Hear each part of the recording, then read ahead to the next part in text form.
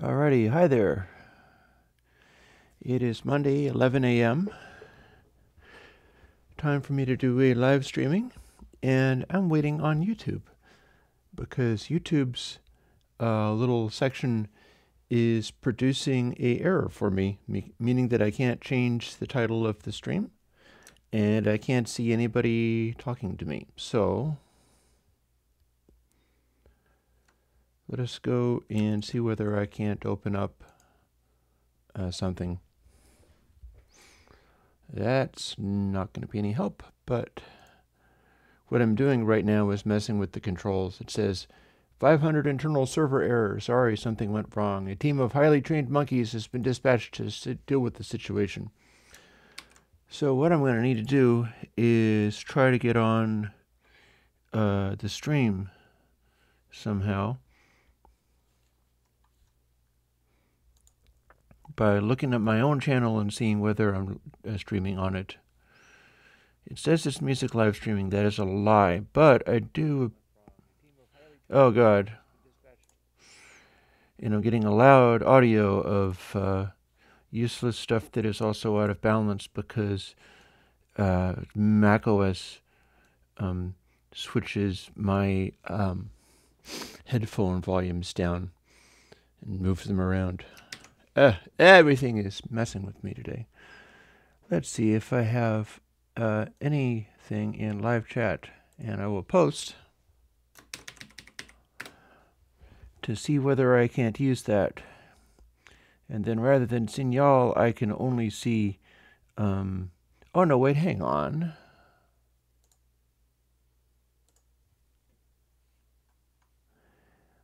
Aha, I can work around this. I may not be able to change the live streaming title without access to the 500 internal server error, but by God, I can get my little pop-up window on screen. So give me a second. That's not what I wanted. And voila! Hey, Bernard, how's it going? So we have got audio, video, and the little chat window. Although I did mean to try to stop it from being top chat. I'll see whether that even works. I can put it back if I get trolls coming and bugging me about things.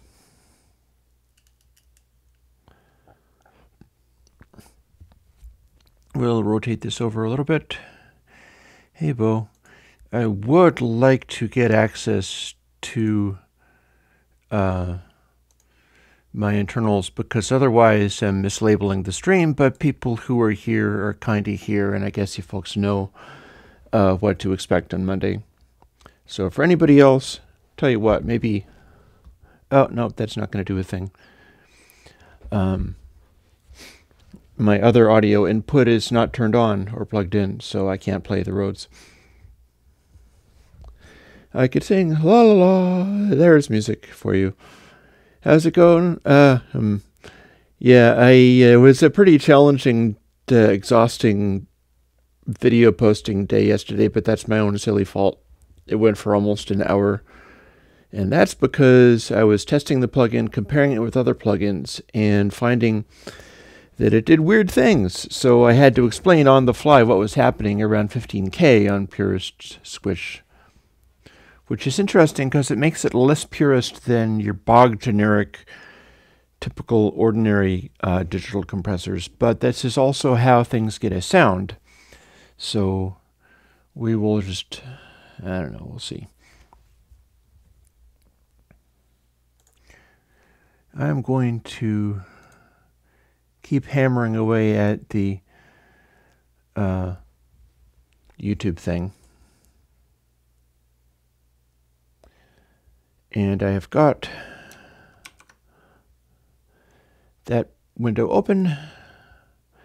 Wizard robe. And yeah, this is my bathrobe. It's because it's really cold in here. I live in Vermont, and I can't afford much in the way of heating or food. So I have this incredibly heavy bathrobe that basically goes down to the floor, and it is just like a wizard robe. It even has the ominous, like, oh, it's a monk robe. But the thing about it is that with this, I don't have to heat my place nearly as much. So it has and especially if I'm doing 2 hours of live streaming, that comes in handy. So it's a combination of things. You know, the initial reason that I got it was that I was going to do the music streaming wearing it, which is kind of funny.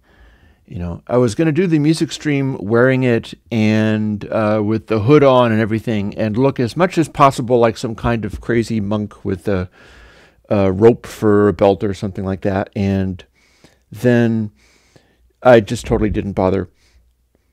But it does have handiness to it, and it is also cozy. I mean, I wear this like all the time, so it is part of the branding and marketing exercises that everyone must do in the world if you're going to survive in late stage capitalism. Part of that is that this is my casual stream where people can ask anything they want and it's fine. And by that term, it's also me not all uptight in a shiny white shirt and looking very scientific. Let me have a look at the video. Well, if the video looks fuzzy, there ain't nothing I can do about it because it is this little camera. And it's maybe the lighting situation. This is natural light from some windows. And I can't do anything about the video being fuzzy. Instruments hold up fairly well with cold as long as they're not literally freezing. I have a lot of synthetic instruments anyhow, so synthesizers and things aren't really too damaged by cold unless you like heat them and cool them rapidly, which is actually what happens in this room with the wood stove, but none of them are nearby the wood stove, so it's all good. Let me open up GitHub as a background. And oh yeah, my pet. See that name, the Muzzle 3 Mastering? That is my pet pirate. David, you must accept the role of being the pet pirate. You're not going to get my cooperation with all this music stuff, and there's nothing really for me to join there. But it amuses me, and I kind of enjoy it, the idea that, you know, like, what I'm doing is not so serious that somebody can't just do wacky stuff to it. It's fine balance, because my feelings around that kind of stuff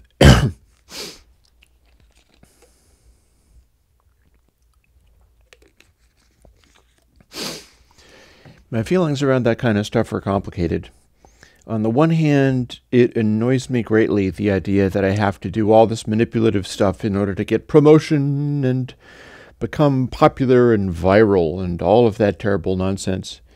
I find it manipulative. I find it deeply dishonest.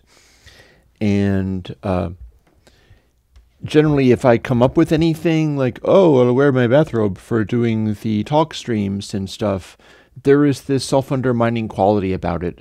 There is this quality of I'm intentionally, like, I am not quite doing live streams wearing like a Steve Martin arrow through the head or something like that. You know, I'm not quite being that self-deprecating, but there is always a tendency which both helps and hurts me as far as I play down the stuff that I do. You know, I attack my own work before other people can, and generally defend it only in a limited sense. And David Pixley makes me look bad, as he just said on the stream. You're going to have to live with it. It took me a long time to learn not to make things look bad. In fact, this is a good time to start, David.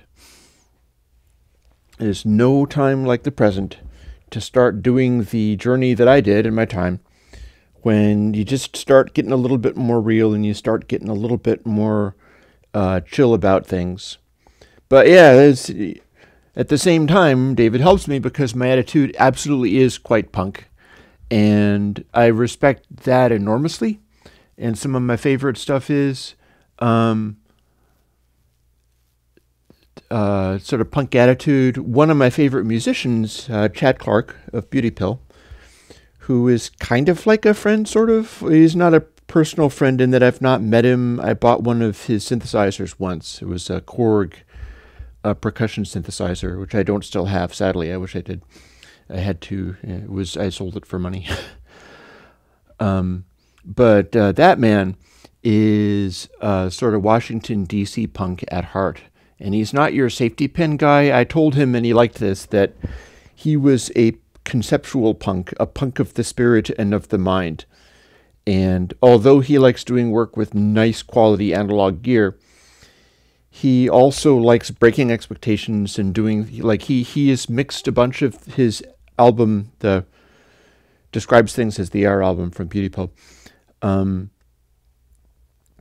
on a nifty, very expensive API console, and also makes some of it on a laptop in a coffee house, and does not remember which of which. So, and that's very cool, and that's very punk. So yeah, I like thinking of and being reminded of people that I like. So there is that. Now, Gamma, the interesting thing about speaking to 200 people is there is no 200,000 people.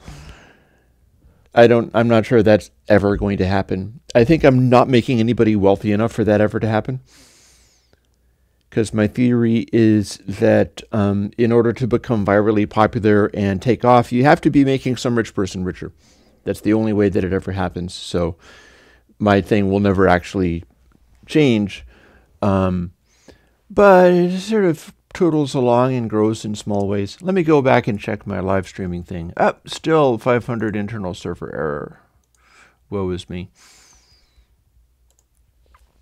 But yeah, we can have a marketing and strangely DIY Eurorack, because I have some fun stuff to show you, although it's nothing actually functioning at the moment. And a 100 hits music analysis stream today. I think that might be kind of fun. Oh, ha. Yeah, you're talking about the song We're Onto Something Good. Yeah, if anybody looks that up, be careful because you might be deeply confused and shocked by it. Yeah, I had a viral hit. It did me no good except for getting me a bunch of extremely strenuous abuse from various people on the internet. And then the occasional other people were like, oh my God, this is so beautiful and wonderful. I love it. It's a beautiful example of viral because that was kind of like a country and western song written in a fandom that I've had some fun with. So it was a fandom composition and sung with the pitch of the playback altered to be like 32K. And I think I only had my laptop at the time, so it was a very primitive technology. Because I was trying to do speeded up voices, but they were more speeded up than you would necessarily want. Like as far as doing pitch shifting to do different things, it thoroughly chipmunked them out. And I went through with the video anyway. So the upshot was a fairly decent country and western production. And no, Dither Float is not my plugin hit. I actually have the information about that, but no, it is not. But what makes virality is a combination of stuff that is solid and good and stands up to investigation, and stuff that is laughable or wrong or broken and causes controversy.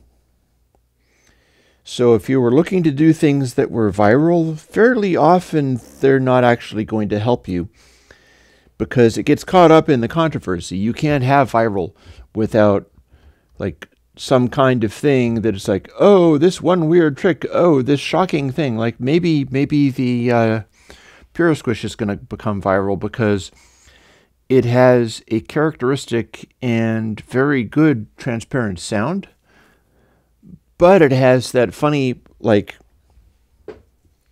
I have my papers and pens so I can start making notes as I like to do. This is a big advantage having this over the Sharpies because this is water-based. A Tombow ABT pen is a water-based pen, so you can use it without it nuking you with like fumes.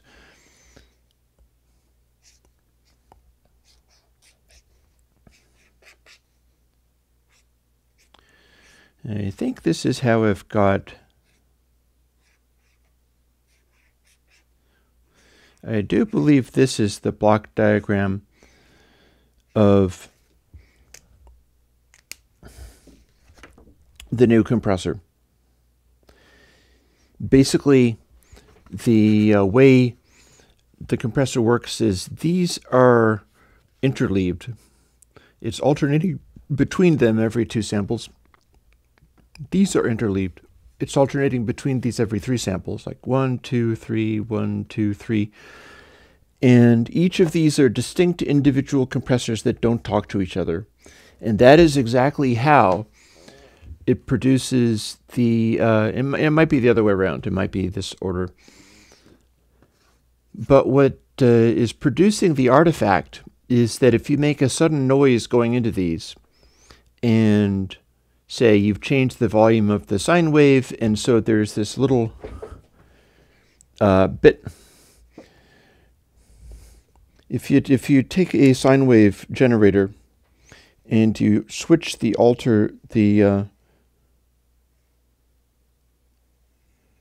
frequency of it, you might produce something like this, where the waveform goes up and then there is this high frequency tick because you've changed the amplitude or you've changed the frequency in some way. And it might be quite a large one. And these things seem to get stuck in Purist Squish. I'm not really sure how or why. I didn't think it was going to be doing that, so that shook me up, and that's one of the reasons the video took so long. Was suddenly I'm looking at this artifact and it's sitting there and it's not going away, and I know people are going to rake me over the coals for that, and yet it's the same algorithm that I'd also improved by making it track certain factors in the algorithm more smoothly, and that it behaved itself given musical content. So more virality and more controversy, in that I've got this compressor that can sound wonderful, but also much like Console 5, can throw out a weird behavior that's a gotcha that you'd have to know about and guard against. Presumably guard against, because that might not even be necessary, but there is the possibility to set it up in such a way where it's doing something that you don't want. There are ways of dealing with this by, say, having them all... No, they can. Believe me, people can hate on me with a great enthusiasm, because that's what the internet is like. Also, you never can tell whether anybody is like... You know how people typically think, David, that you are my sock puppet, which if... Watch some of his streams, he is a different person. But they think that because it's very common that companies and organizations and stuff will organize their little street teams and stuff. So they expect that I'm doing the same thing. And I'm actually probably being damaged somewhat by the fact that I resist that and don't want to do that thing. Whatever. The world is a strange and dark place, and I periodically get the opportunity to do something that is strange but not dark, and seems like people sometimes like it, so I will cling to that. I'll continue doing that.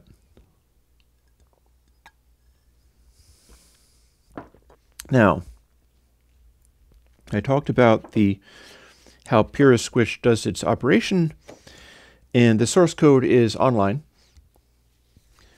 Oh yeah, no, I am an autistic person, so always was. Like I've said sometimes, I was autistic before they gave you a cookie for it, which is perhaps hate speech or to talk like that, but it's the literal truth. Like I went to a school called the Institute Day School in Lowell. After having failed out of junior high school and had basically a breakdown as an early teenager. And I got sent to this kind of remedial school, which was it was pretty dark. It was pretty dark and twisted. There were some very strange children there. And after about a year and a half or so, I begged my parents, take me out of this. I do not care. Just take me out of this. This is literally hell. And ended up going, actually, after that, because I was high school age at the time, I ended up going to a Bohemian prep school, of all things. Simply because they were trying to find a school that wasn't going to be one of the public schools that I apparently wasn't able to handle. So I went to the Bohemian Prep School, Cambridge School of Weston, and never actually ended up making friends with any of the movers and shakers that go to prep schools. If I had been a little bit more clever, I could have been, a contender. I could have been making like social contacts with these people who are on, boards of corporations and running the world now, and I couldn't because I was still like deeply autistic and just not able to relate to things very well. But yeah, it's been a strange life. I have thought sometimes, they say a happy person doesn't write their autobiography. I could probably write an autobiography someday, but maybe it would be like when I make rock music and actually sing, which I typically try not to do, and if I do, I'll do things like change the pitch on it or whatever, mess with it. Maybe that would be the autobiography. It's like, okay, since I can't write songs that I believe in and sing them, I'll do sort of the John Lennon Plastic Ono Band thing and do an autobiography as a rock opera and just talk about all of that stuff. And maybe it'll be completely worthless, but one of the things I'd like to do is set myself up with more of the rock style instrumentation, which would mean stepping away from the synthesizer stuff, because the synthesizer stuff I'm able to do all analog and just sample it. And the rock stuff has often led to doing things in DAWs, and I'm just so typically disenchanted with all of that. Yeah. Well, Gamma, one of the things about the autism things is I was trained to be that way, and it was at a very high cost. Like, as a teenager, I was trained to look people in the eye and to act and behave in normal ways. And, like, I have a report card from when I was younger. I think I may still have it tucked away because I think I seized that stuff at one point and got it under my own control so that I could continue to have them. There's a report card from the Institute Day School where one of the goals that was put forth is Chris will sit in the circle with the other children without shaking, which gives you an idea where I was at back in the day. Honestly, if I am honest about it, there's really a lot of gratitude, even for the weird lifestyle that I've got now, which is just kind of scraping by, and I have very big hang-ups as far as our, commercial society and what I'm willing to participate in, and that is a big handicap as far as me getting myself to a position of safety where there's a recent, and like who gets to have security these days anyway. But if I remember where I come from, there's enormous gratitude because it's like, this is so much better than what it was like growing up that it ain't even funny. It's hilarious how much better things are now than they were. And I would say that to David here in my chat. David, you struggle with this bouncing off of people, and you're like my pet troll, except for that you're my friend, or at least you're my ally, and you're kind of like my friend because I'm paying enough attention and getting a sense of who you are and where you're coming from, which is kind of what the friendship process is like. And which is not to say that I'm going to join your band, but you do get to be my friend in a sense. But the thing about that is I've been through, this is why I'm a David Pixley supporter, is because I've been that guy. And my experience is that once I got things a little bit under control and wasn't freaking out so hardcore all the time, and wasn't like despairing and just not being able to make any connections, life started seeming better. And I don't expect that should necessarily change, because it's like I can draw on a history of life being extremely hardcore, horrible. And it's not that hard to be better than that. And yeah, again, I have no problem with that. This is a week where I've got enough random stuff to show people. But I pretty much have no problem talking about my personal history, because when you get right down to it, something that has been occupying my mind lately is that we're in this circumstance where, like, I watched a video by Charlie Strauss. Charlie Strauss is a novelist, and he was doing a video in Germany and apologizing for the fact that he only spoke English. But he was talking about fiction writing, and he got onto the topic of AIs, and he said, oh, but of course, we have AIs now. They are corporations. And I thought that was an amazing thought. And it also relates to things like my plugin stuff and what happens through there. Because as the person putting together, Air Windows and the Air Windows open source software, I have responsibilities. And I had something that happened just in the last couple of weeks, really. Alexei from Isotope came up and moved along the floating point dither concept quite significantly. He found a couple of conceptual things about it that needed to be improved, and improved them. And then he was giving me source code, but he did not have licenses written on the source code, nor was he necessarily legally allowed to do that. So my interaction with Alexei was kind of tainted and colored by the fact that he was not only a person, and, a programmer person who's capable of writing code that would help me in my goals and my project, but he was also an employee of a corporation that is it can pay a bunch of money for advertisements. They're constantly advertising on Sonic State, which is a podcast, videocast thing, a little roundtable thing that I watch them fairly often. They're pretty good as far as that kind of stuff is concerned. They're very transparent about, they're taking a bunch of money from Isotope. They're taking a bunch of money from all various places, and they always talk good about the people that they take money from. That's kind of how that works. And Isotope can always pay them. And because of things like that, I wasn't sure who I was legally dealing with. And there's no polite way to ask a person, oh, hi, are you a person who's able to do what you seem to be doing helping me? Or are you actually the property of a corporation who owns your ideas, and therefore you don't have a right to do this? And if I include this in my code, anybody that uses my open source code opens themselves up to lawsuits. And Morphe, yeah, we can switch over to a dithering Q&A. I'd be more than happy to do that. I have my paper and pen for making notes on,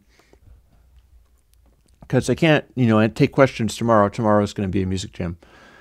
Isotope is great stuff, but anybody that is doing that well commercially has lawyers, and they have responsibilities too. So my job with the of being the one putting out public domain and open source code, because the ditherfloat stuff is both, was to be able to rephrase it in such a way that contained what was needed, whereas also not literally verbatim taking his numbers or his code, not because they're trying to screw me up, because this guy is not, and there's no reason the company would be. If anything, I set up my stuff with MIT license so that people like that can use anything they find helpful with a minimum of giving anything back to me. All they have to do is give credit, and that's about it. It's not viral in the sense of GPL. And but I can't take any chances with distributing open source code. I can't take stuff that doesn't have licensing literally on the posting of it. I don't care how small it is. I don't care how few lines of code. I can't work with people who won't include formal licensing as part of their source code.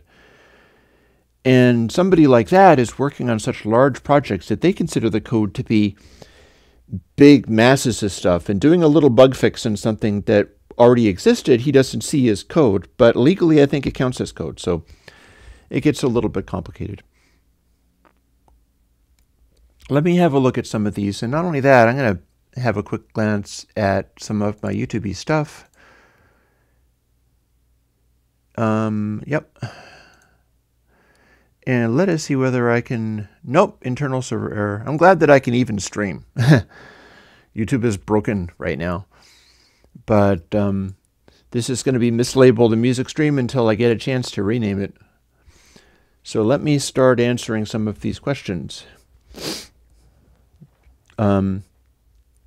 First question. No, I can't take questions tomorrow because tomorrow I'm going to be music jamming and I don't even have a way of doing even seeing what people say while playing guitar or something. I can't do that. I can't see what people say tomorrow, so I certainly can't answer any questions while making music. I'm not even thinking in those terms while making music. So it is not tomorrow, it is today, it is now. We will spend the last hour and a half of this talking about dithering if folks need me to do that. So get your questions ready, Morphe, because this is the time. This is the correct time for dithering questions. Bernard has the top question. So about the discovery of floating point dither, there will come a new update of all plugins. Yep. Yep, I'm going to be rolling out another total update. The thing is, I'm still a little burnt from the last update. So I've actually got the Mac versions of things all sorted out. And I need to build all the Windows ones, which is more than 130 individual plugins, and then build all the Linux ones, which is setting up 130 plugins and then letting a script build them all. So basically, that is coming, but there are two things stopping it from happening right away. One of them is it's a big workload for me, and I've only just recently done one like that. So I'm just kind of gradually plowing through them. And the other thing is I can't simply put out new updates.zip again, because the last time my hosting provider kicked everything that I had off of the internet just when I showed up on the New York Times with the Evergreens album analysis. And the New York Times didn't link to me, and that's just as well, because if they had, I wouldn't have even been there. But I have to, the person that I'm working with on setting up the new website situation, we're going to set something up using Amazon cloud services. And for that reason, my next step with them, and for all I know, they're here watching, the next step with that is I'm going to have him talk me through making an account with Amazon and hiring like one server. And when I've hired the one server, I will host new updates zip literally on that server and link to it from the existing Air Windows website. And then I'll be free to point everybody in the world at it, because 28 gigabytes of downloads from Amazon Cloud Services is like 79 cents. Under normal large website circumstances, this stuff is really nothing. The only reason I'm having a problem with my existing web host is because my web host currently is not the kind of web host that you want to use to put a serious website on that's actually doing traffic. And since I'm actually doing traffic, it's a matter of time before they throw me off again or do something else and then don't want to acknowledge why they're doing what they're doing. Because, again, with the marketing and promises side of things, this web host, like all of the web hosts in that category, promise unlimited space and unlimited bandwidth for $4.95 a month kind of thing. They all promise that, and it's all lies. If you actually have to use serious resources, especially the servers that they're using, they'll come up with a way of making you want to leave, because they're really designed to just have very minor these hosting providers that are that cheap are all about people's websites that aren't actually getting any traffic. And if you start getting lots of traffic, or if you start running like WordPress and doing a bunch of fancy custom plugins and things, then you can easily get into a situation where they're just not set up to deal with you. And you are damaging the other people on the shared hosting, because the other people on the shared hosting are all sharing an incredibly tiny amount of server between them. And anybody starting to actually take real amounts, Now, let me have a look at some of this, because we've got questions sitting around. And this can be the sort of ADHD stream sometimes. I go to an NA meeting, actually, which is known as the ADHD meeting, where it can become really wacky at times, and you never know where it's going to go. And this can be a stream like that. That's often the way I react to things, anyhow. Update of all plugins. Yes, update of all plugins. Is there a chance for an MB point? I don't know, because I don't know what an MB point is. I have a plugin called Point. I'm not sure what MB would stand for. So Zafor, come back to me on that one if you want an answer to that question, because I'm not sure what an MB point is. I have updated dither float. I made a point of labeling the code for specifically the floating point dither as public domain. I used a license on it called the unlicense. Multiband. How would you do a multiband point? It doesn't even work like that. Point works like a dynamics processor. I do understand what you mean now, but I don't get how that would work unless you're literally trying to run point on... You are talking about the plugin Point? That's such a strange idea that I haven't done it. So, stranger things have happened. If somebody mentions something that's seemingly possible, but I haven't done, I take note of it and sometimes write it down, because it's the possibility of actually doing it. If you literally mean the plugin Point, I'll make a note of that, and we'll see.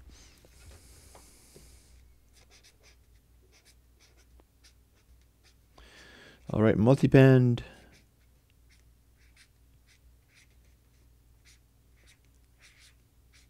What would you do with multiband Point? What are you trying to do by having it? And I don't like anything with 4 bands. That's too many. That's getting into like EQ territory. Shouldn't be like that. Gamma had a question about the stair-step type stuff. I'll explain the answer to that. I don't know who it is making a comment about that. Yeah.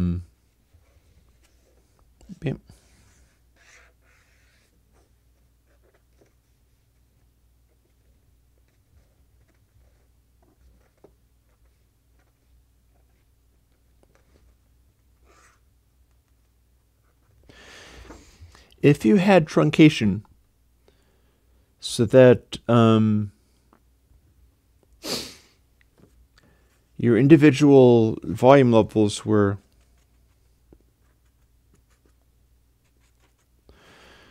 going along here, what that does is it makes the sample positions resemble a stair step.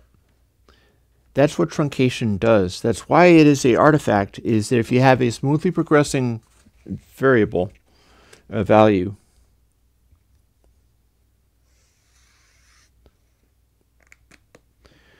and it goes through like this, and then you're truncating it,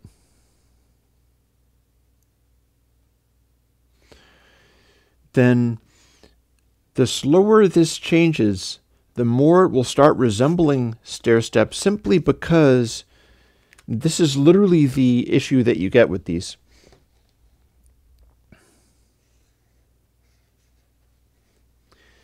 Simply because the only conversion to output voltage that you get is very high frequency in nature. Like, digital audio does not have stair steps in this way on the output, but if you truncate, they start all coming in the same flat areas.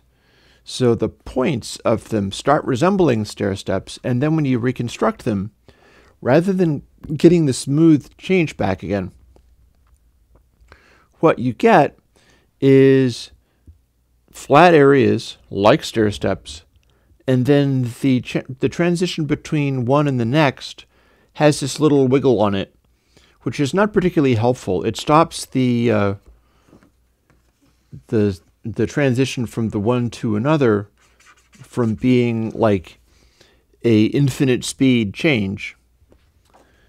I'd also point out that you can get kinds of digital to audio converters that literally put out this kind of thing. It literally puts out raw values and without a reconstruction filter.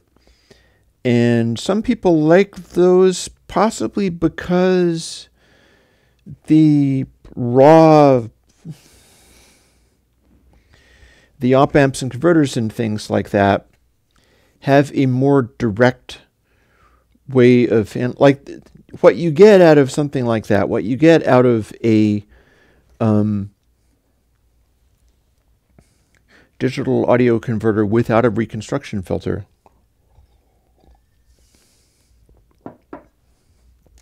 is interesting. Like, suppose you have a waveform, and it's an analog waveform like this. And if you digitally sample it, what you get is a bunch of dots here which represent the samples. They're maybe not exactly on the waveform. And it will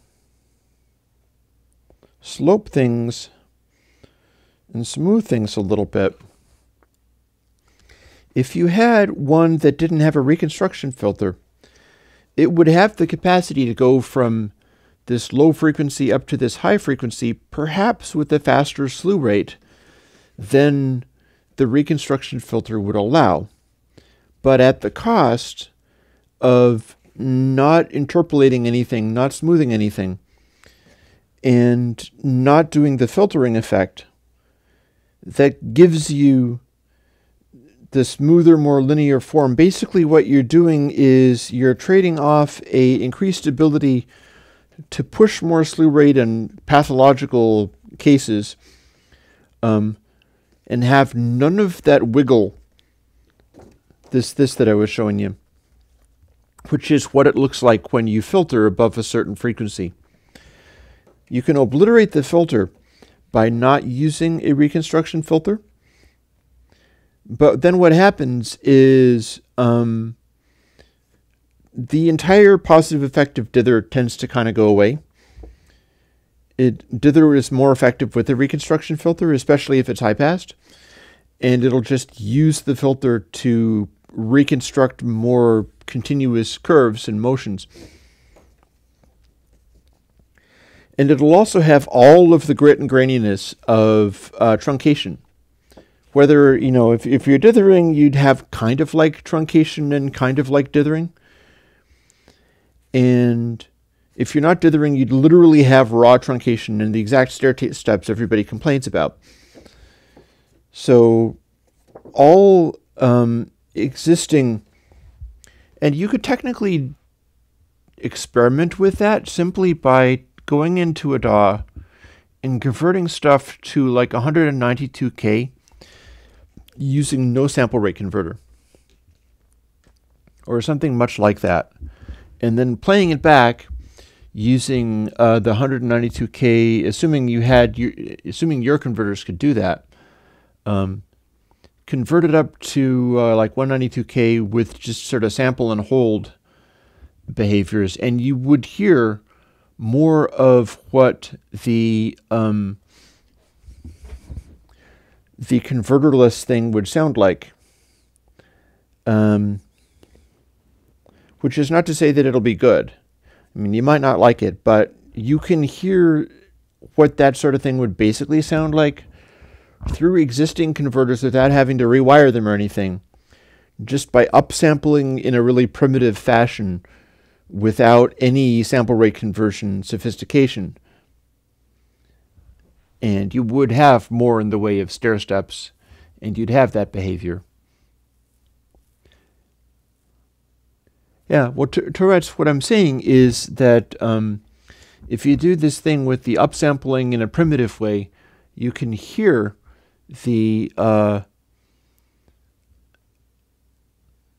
simulation of what it would be like if you were running no reconstruction filter, simply because you've switched to 192K, assuming that your setup can handle that, and you're passing through data that is actually just, say, 44.1K, and being converted naively.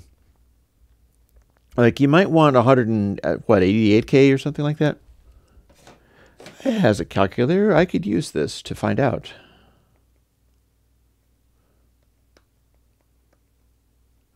Times. Yep, you would be converting to 176.4K to hear what a CD audio would sound like without the reconstruction filter. You convert it to 176.4 with no sample rate conversion, just directly multiplying the positions. And that's going to get you close enough to what it would sound like with the primitive and naive audiophile, quote-unquote, DAC. Yeah, because they do make those, it's just that those are not very well accepted. You can get DACs that don't have a reconstruction filter, and some people like the sound of them. And some people correctly go, well, this ruins everything about the digital audio because it's ruining a major part of how the digital audio is meant to work. So, yeah, there you go. If you can do 196K, then you can experiment with that and hear what it would sound like. And that'll tell you whether you'd like the sound of using those kinds of things or not.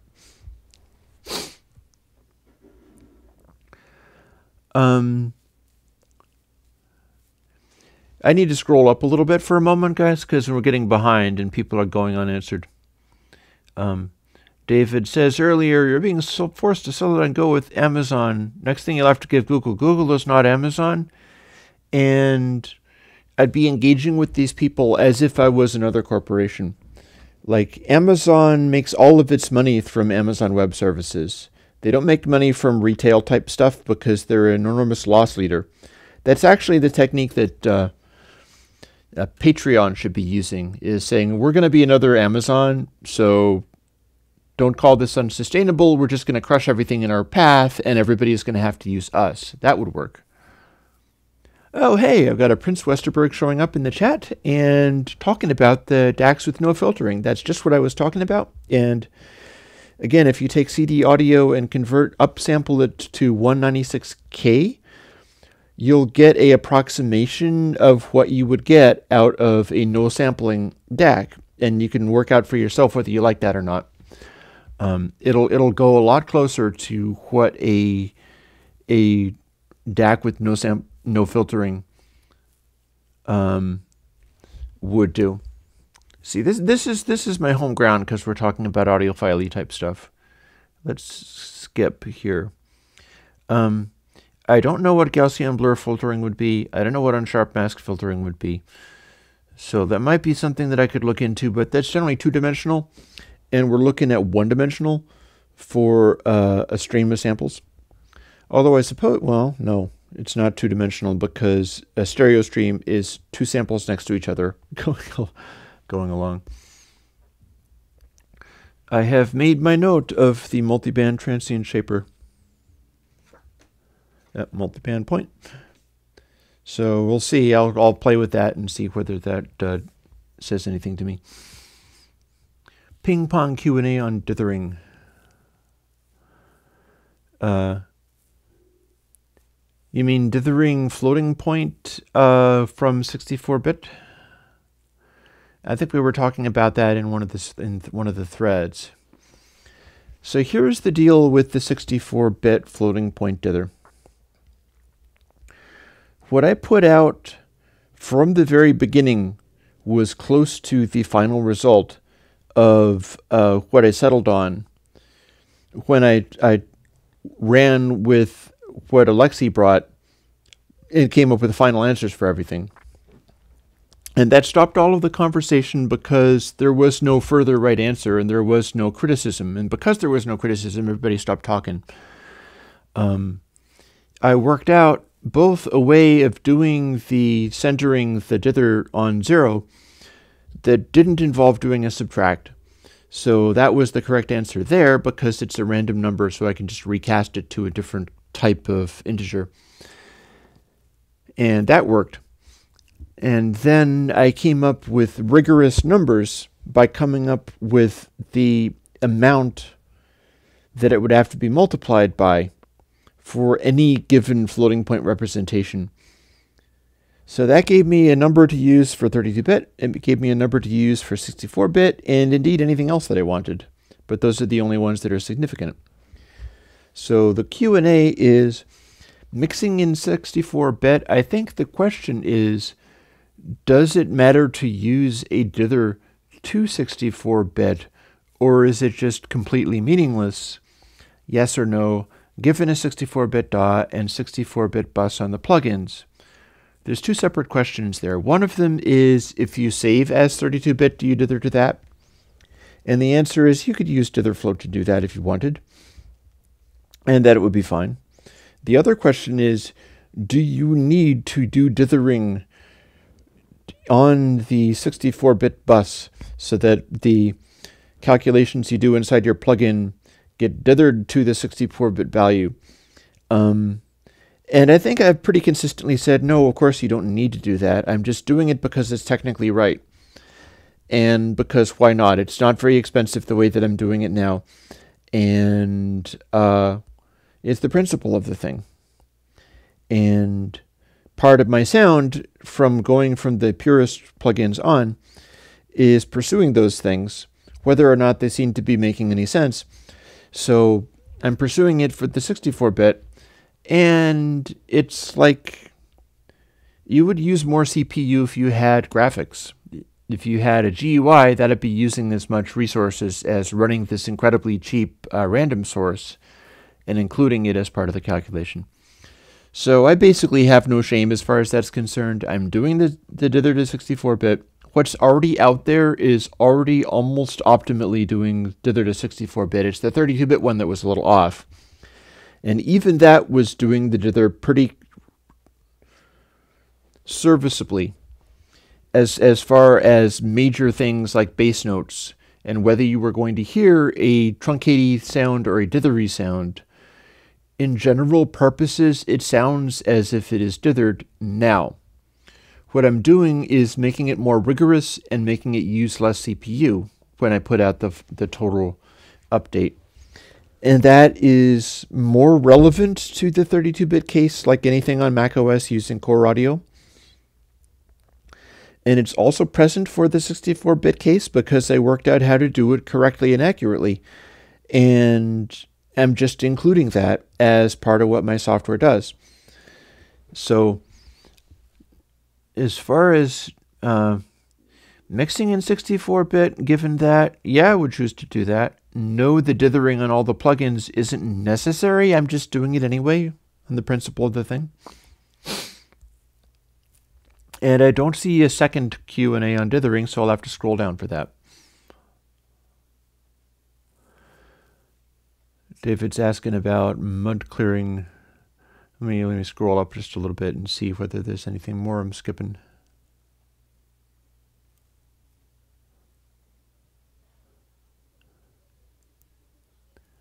Thanks for the Pure Squish. You're quite welcome. I can start including more plugins in my videos as they are relevant. So yeah, and Prince is absolutely correct that using the null reconstruction filter DAX is a purest look at things, and that's hardware design. So upsampling to do it is definitely a trick. Upsampling to do it would just give you a taste of what that would be like, while also losing some of the idea of it. So that will show you some of,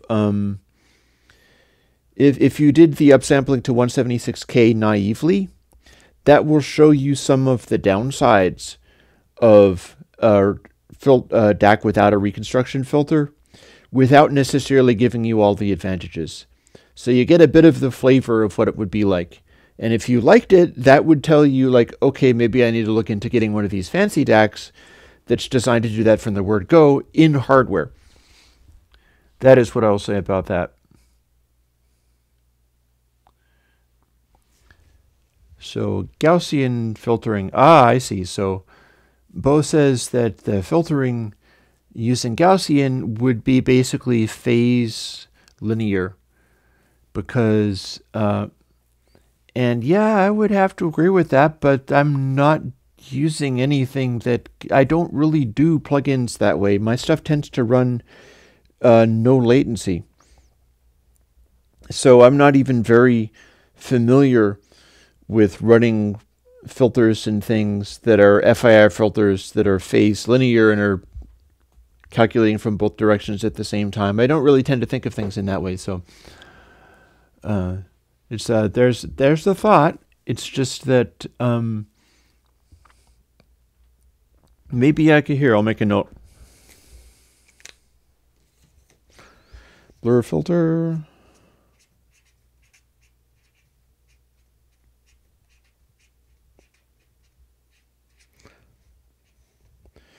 With latency.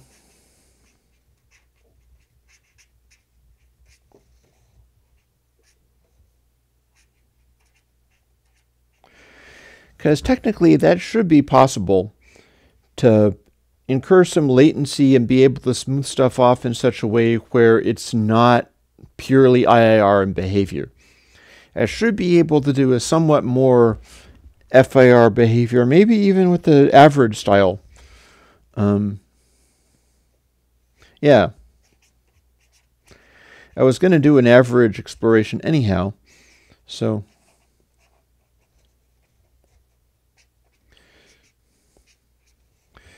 the way I would do that, and I can certainly do it with multiple ones, the thing is it's going to produce a uncontrollable latency, so you're going to have to get used to the idea that it will cause a delay.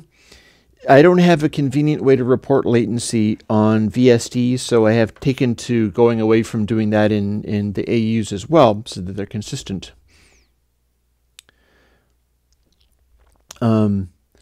Yes, it should be possible to do a Gaussian styly, or at least some kind of averaging filter that is not IIR and instead is symmetrical.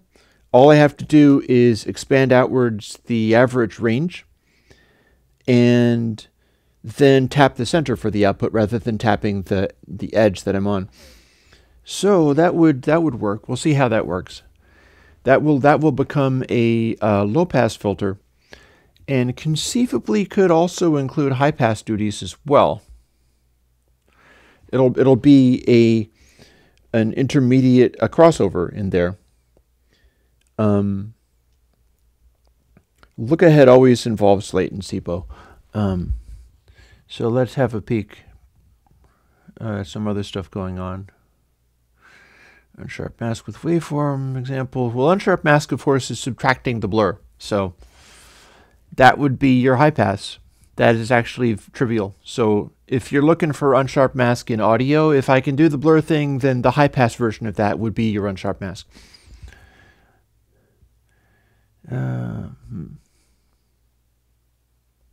I'm happy that you're finding a use for surge tide, Jolie, because that was my concern, is that it gets by people because you don't know how to use it properly, because it's a little bit more challenging. David, I have no idea whether Reaper is further processing stuff after the last plugin on the master bus. I seriously doubt that they're dithering or doing anything about exporting to 32-bit because nobody does, for fairly obvious reasons.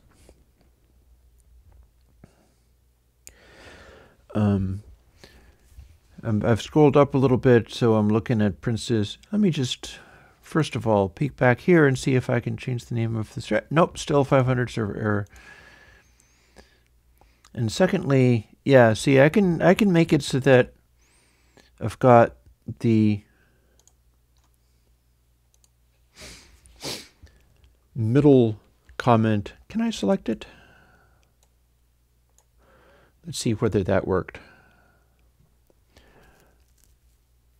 I'm going to stick around a little bit with the stream here and see whether it shows me having highlighted that, because I'm about to talk about that one.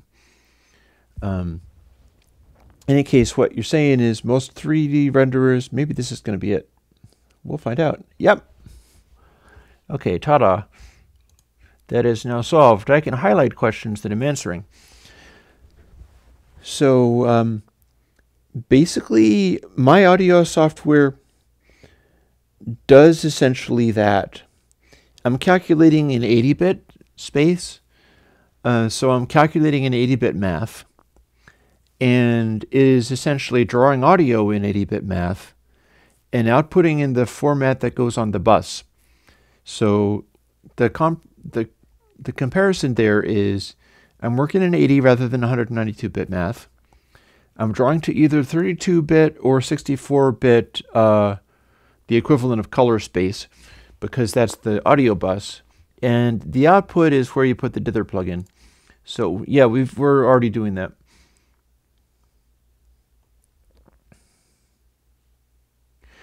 Morphe has also asked this.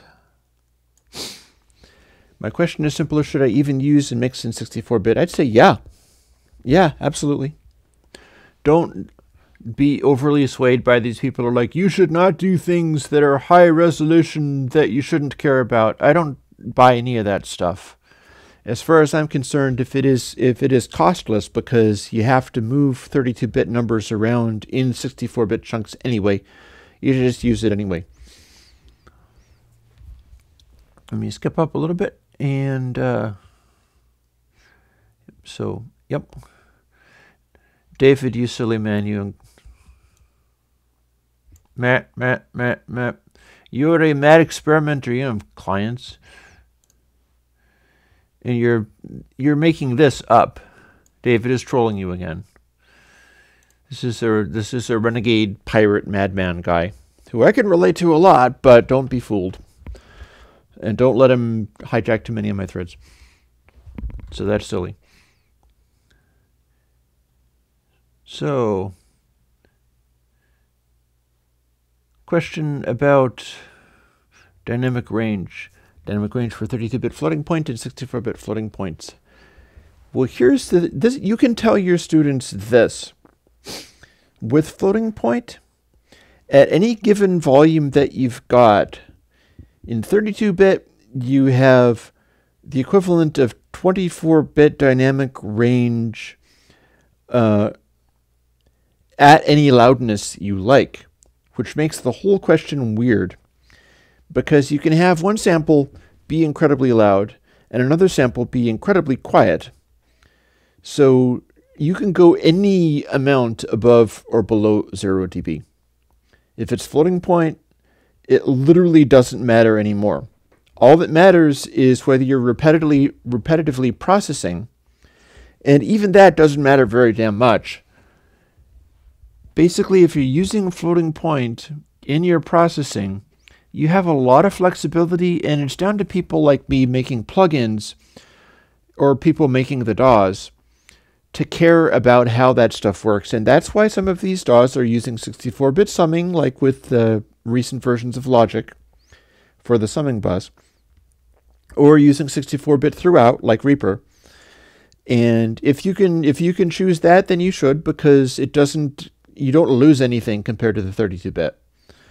It's absolutely fine because the computer is accustomed to moving 64-bit numbers around, and it gains nothing from using the 32-bit value. And you can go above or below 8 dB as far as you want using floating point. That's what you tell your students, is that the above below 0 dB stops mattering if you're in floating point, either kind of floating point. The dynamic range becomes a whole other question, because what happens is your loud stuff loses more precision than your quiet stuff. So if you're recording quiet stuff, like you're in a concert hall and there's a violin 50 feet away going,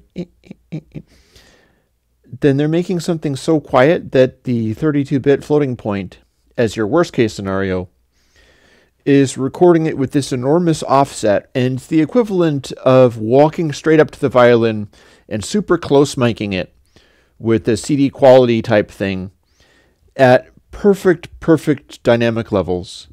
When you're doing this floating point stuff, it literally does not matter where you're placing the individual samples. The only way you ever lose anything, and it's so insignificant that people thought it was not even the case for many years, is the precision at any given place. And that precision loss shows up on loud stuff, not quiet stuff. And if you do loud stuff that is so loud that the precision loss becomes an issue, in order to ever be able to play it back, you have to turn it back down enough that the precision loss becomes the same insignificantly small amount. So, yep.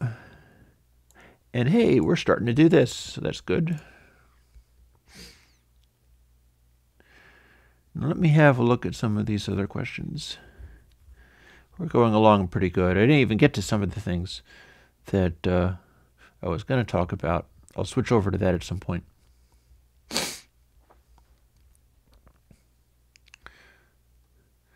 Instead of EQ with filtering, can we use something tricky that is like EQ instead? Phase nudge. I have an update to do with phase nudge. I need to do more phase nudge, but with the MIDI verb style all-pass filter that's multiplying by 0.5 instead of 0.618, etc. That's something I need to do. I need to bring that into the phase nudge zone and maybe add it up. That's one of the things I was going to do in order to try bringing in a phase shifter plugin. That's been on my plans for some time, and I haven't done it. But doing more with phase nudges would be part of that calculation. So there's another thing that I'll need to be working out.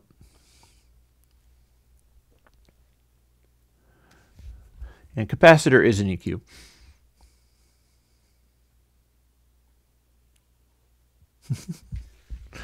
Okay, well then don't troll and tell people that your mastering clients are told to do 13 bits with dither float, because that's not true. You know that's not true.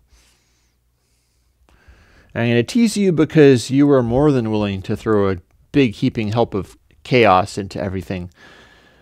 But yeah, if you've got actual mastering clients and you handle things more sensibly rather than all whacked out, that's cool. Work on more of that. I never hear it when you talk. You joke around all the time and you never talk about the real stuff. Gamma has mentioned that aren't errors cumulative? Yep. Errors are cumulative, and that's why I address them with the dithering stuff. So calculating stuff at high precisions is how I get away from that kind of thing.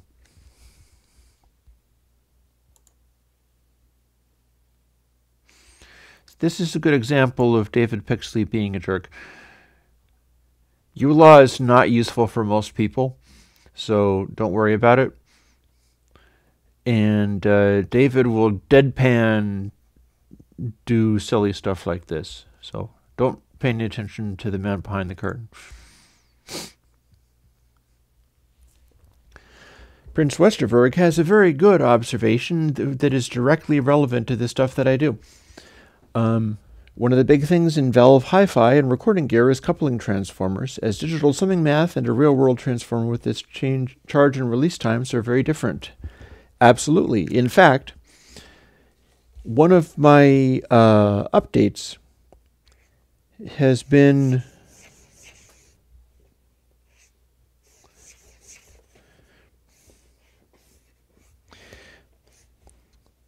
this circuit.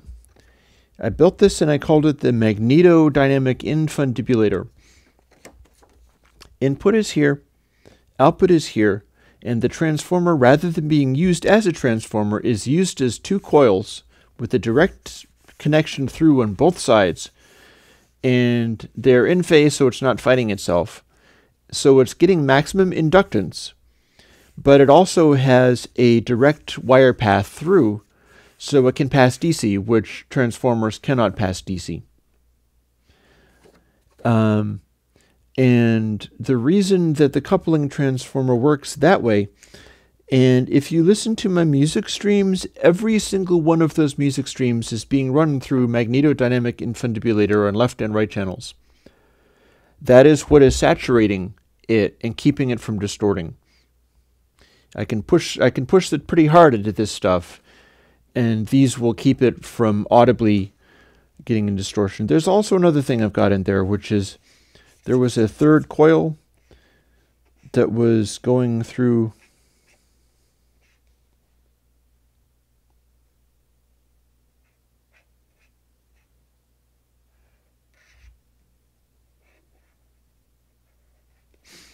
There's this third coil that was going through a diode thing for a distortion effect. And that's just to change the sound of it. You can also do things like tone control using capacitors on a parallel coil with that kind of stuff. So, yep. Mentioning the coupling transformers is very interesting, and they don't actually have to be used as transformers. But they have very useful effects all the same. And transformers are really good at teaming unpleasant digital highs. You might actually be using them with the reconstruction filterless DACs. Oh god, I have another... hang on.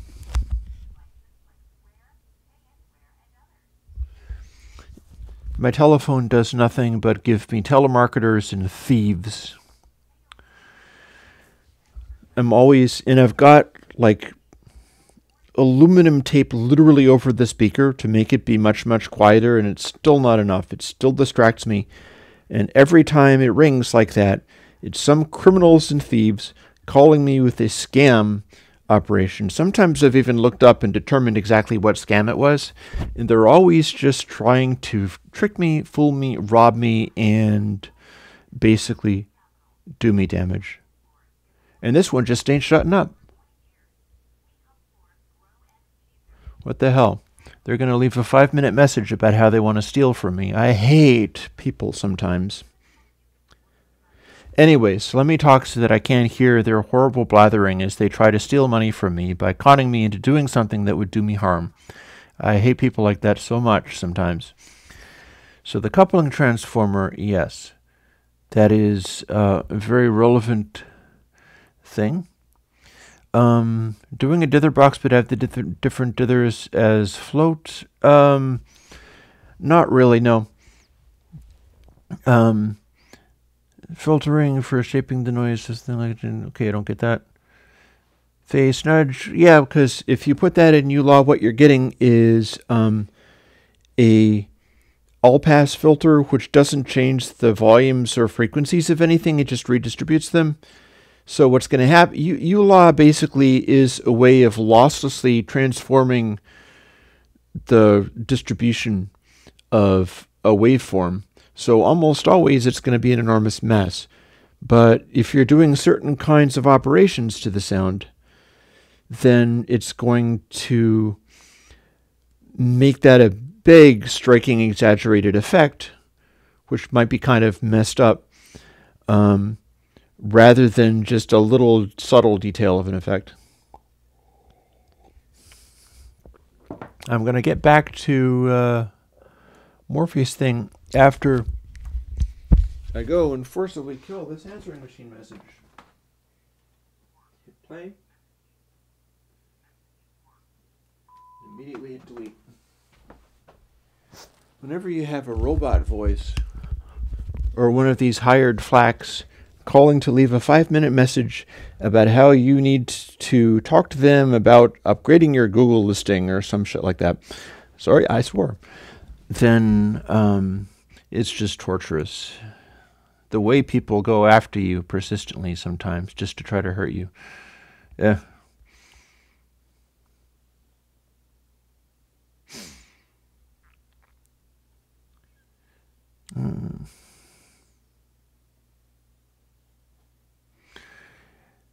Mute Tourette's has an observation, which I can speak to as well. If Audio Node is using transformers as a post-DAC amplification stage, that is going to keep the high-frequency stuff from screwing with the downstream equipment. Yes. If you're running a transformer, there's going to be a limitation on how much high frequencies you can put through it. A transformer used as a transformer is going to be a bandpass because it can't actually pass DC unless you're doing the thing that I'm doing with it, which is running the wires directly through it. That can't pass DC if you're patient. And then there's a limit to how much high frequency you can get through a transformer because it's got inductance. Inductance is the core. Inductance is the way that coils induce audio signals as magnetic fluctuations in the core. And it's the same way that, like with a guitar pickup, you can have a old, really thin and wiry kind of guitar pickup that's very low output, and it's all kind of glittery and sparkly, or you can have a very modern heavy metal humbucker guitar pickup, and that's dull as anything. It's because it has more windings, and the amount of windings it's got makes the coil have so much inductance that high frequency fluctuations at the magnetic field can't actually get through all those windings.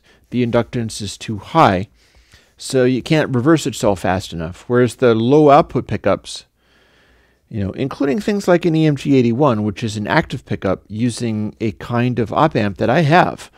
An EMG81 is based off of very low impedance windings, and it's got a chip inside to amplify it. And the chip also has a restricted slew rate, which is part of what makes it have its sound. So there's all kinds of interesting stuff there. This is what makes this line of work interesting to me, is there's so many different things you can learn. Bernard, could you sell these Magneto? Yes, but I would have to build them. And that could certainly be done. But I did it as a DIY kind of thing, both because I don't actually have to sit around soldering things together and making a decent case for them. And secondly, so that people can make them themselves much cheaper than they would be able to get, like buying them from me. Because with the plugins, you can download my plugins as many times as you want, and it doesn't hurt me except for that if I have a bad web hosting provider, they'll be like, oh, you're using too much bandwidth, except for that we have to say it's CPU because we promised ultimate bandwidth. So instead, we'll claim that it's CPU, but it's actually the bandwidth. I'm pretty sure that's where they're coming from. But within the context of that, you can still keep downloading plugins all day long without me having to spend time building more. If I was building the hardware, building these magnetodynamic infundibulators, first of all, that is taken from the name of a hardware device that's exactly this, and they called it the magnetodynamic infundibulum. And that is a expensive rack mount piece of gear that's somebody's property. So I'm hesitant to start selling something called the magnetodynamic infundibulator, because that was my joke, based on like giving them a shout out and doing a DIY project and telling people what you could do. And I use mine, and they're not going to sue me over building mine, but they'd probably have to come up with a different name, because infundibulator, funny as it is I think a little too close to the infundibulum, which is a very high-priced, high-end rack mount product with a custom wound transformer. And honestly, it's the kind of thing where if I could be using things like that, I would totally buy one if I had all the money in the world, because it's like $6,000, you know. And by the same token, if I started selling things, it wouldn't be $6,000, because I'm using much simpler, cheaper parts and designing things to be made with very simple, cheap parts. But it would put me in exactly the same line. So I'd be competing with these other people, and it just doesn't sit well with me. The idea of stealing somebody's idea, making a more budget version, and competing with them. It's like, what am I, Behringer? So let's see now. We got some scrolling down to do. Yep. Yes, I do have a landline. Let me skip around a little bit, see what we've got. Do we have a clue about finding those transformers? Nope, I don't have a clue about finding those transformers. Do your best. I'm using telephone coupling transformers most of the time, so that's a hint. Basically, here, I'm going to take a moment. I'm going to run off and find you a telephone coupling transformer and show you. Should be pretty simple. I've got some over here. Here we go.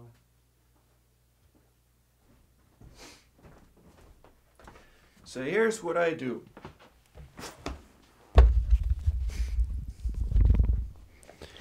I buy telephone coupling transformers from Mouser Electronics.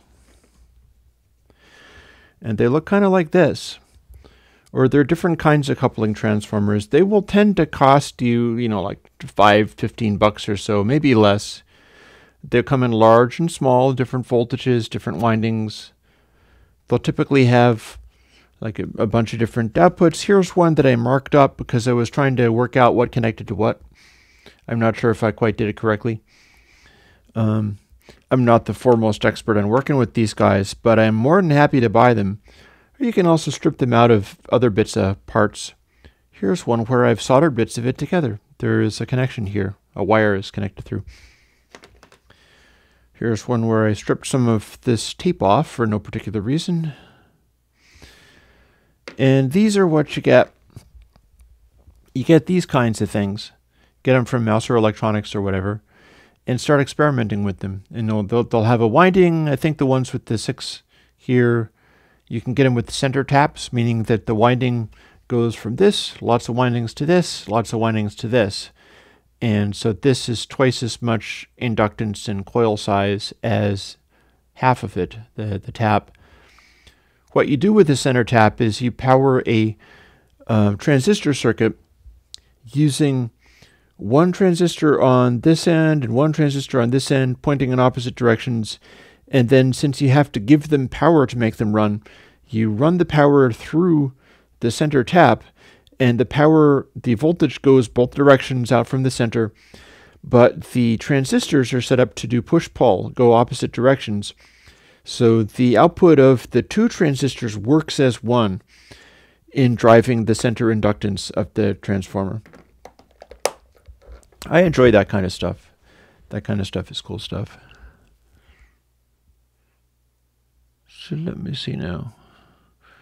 So I don't have a clue about finding those transformers other than buy stuff from Mouser Electronics or some other electronic supplier, and you're looking for coupling transformers, and or just get transformers from wherever.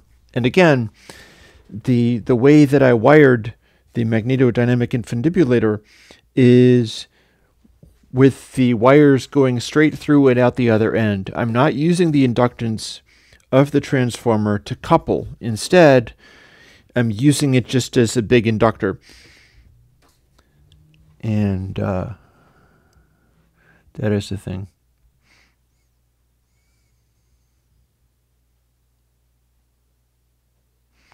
Keep calm and shoot robots. Yep, sounds like fun.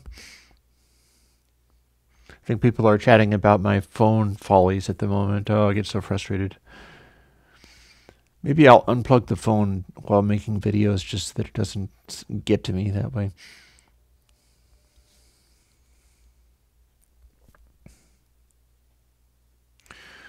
Bernie has an interesting question here. Wondering if it's a good idea to put analog equipment within ULAW. You can. Don't be fooled. The thing about this is ULAW is not that useful. ULAW is, I mean, literally the old telephones are within ULAW. Landlines are within ULAW. It's literally from telephone landlines.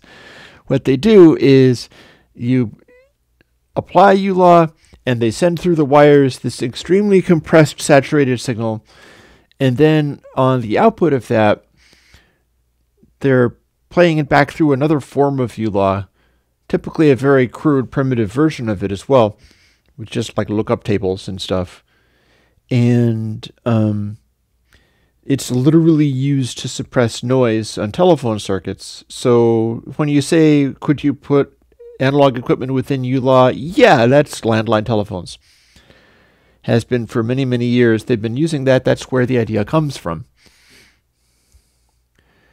Now, as far as other kinds of analog equipment, I don't know. When you do serious processing within ULAW, it ruins everything. So don't, it's just a really radical transform that happens to be reversible. So, treat it as a really radical transform that's not typically useful. If I come up with any great new thing to do with it, I'm sure I'll let you know. Mostly it's just too strong of an effect. Nothing much I can do about that. Transformer is a giraffe transformer, yep.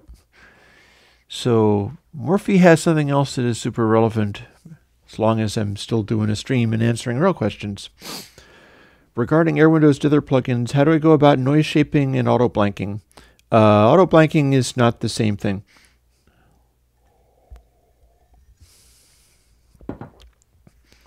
Noise shaping I tend to not do as much of, and I took it out of the floating point dither because I was trying to do it and it just wasn't as good. Noise shaping, I'll draw you a little picture seeing as we're talking about it. Say we're taking samples.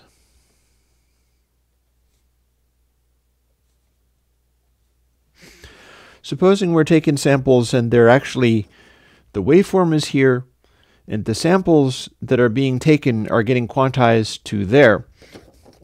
What that means is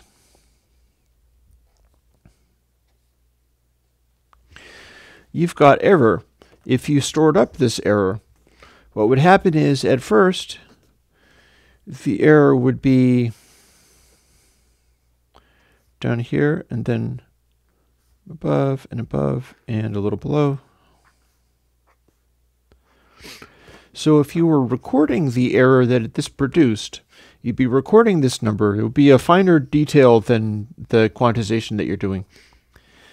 And then you added that together. We'd start with it going down to here. And then maybe it's not quite as far, so it would go up a little bit. Go up a little more. And you would have a stored up noise value that's sort of averaging out what these were. And the question becomes, do we put this back into the waveform so that it starts trying to follow that?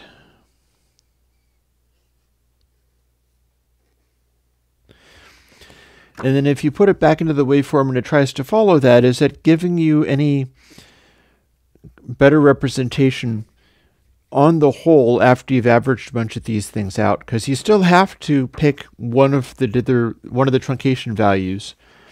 But if you're introducing the error from before, it might take you to new places, and you might be able to record some of the typically lower frequency information that is part of the concern. So basically, noise shaping works like that, and you can also do a really complicated like FIR filter based on this, where it's like, okay, this brings incredibly high linearity to exactly 1 kilohertz, and then there's extreme amounts of error, and it goes for hundreds and hundreds of samples and spaces things out and just rearranges everything a lot. When you do really fancy noise shaping like that, it might be in such a way where it's like, okay, we are using a special curve for the noise shaping where it's exaggerating certain frequencies, and it's got the whole, maybe it's linear phase, so you're having to do latency, and you're doing a noise shaping that involves the peak of your curve being like up here.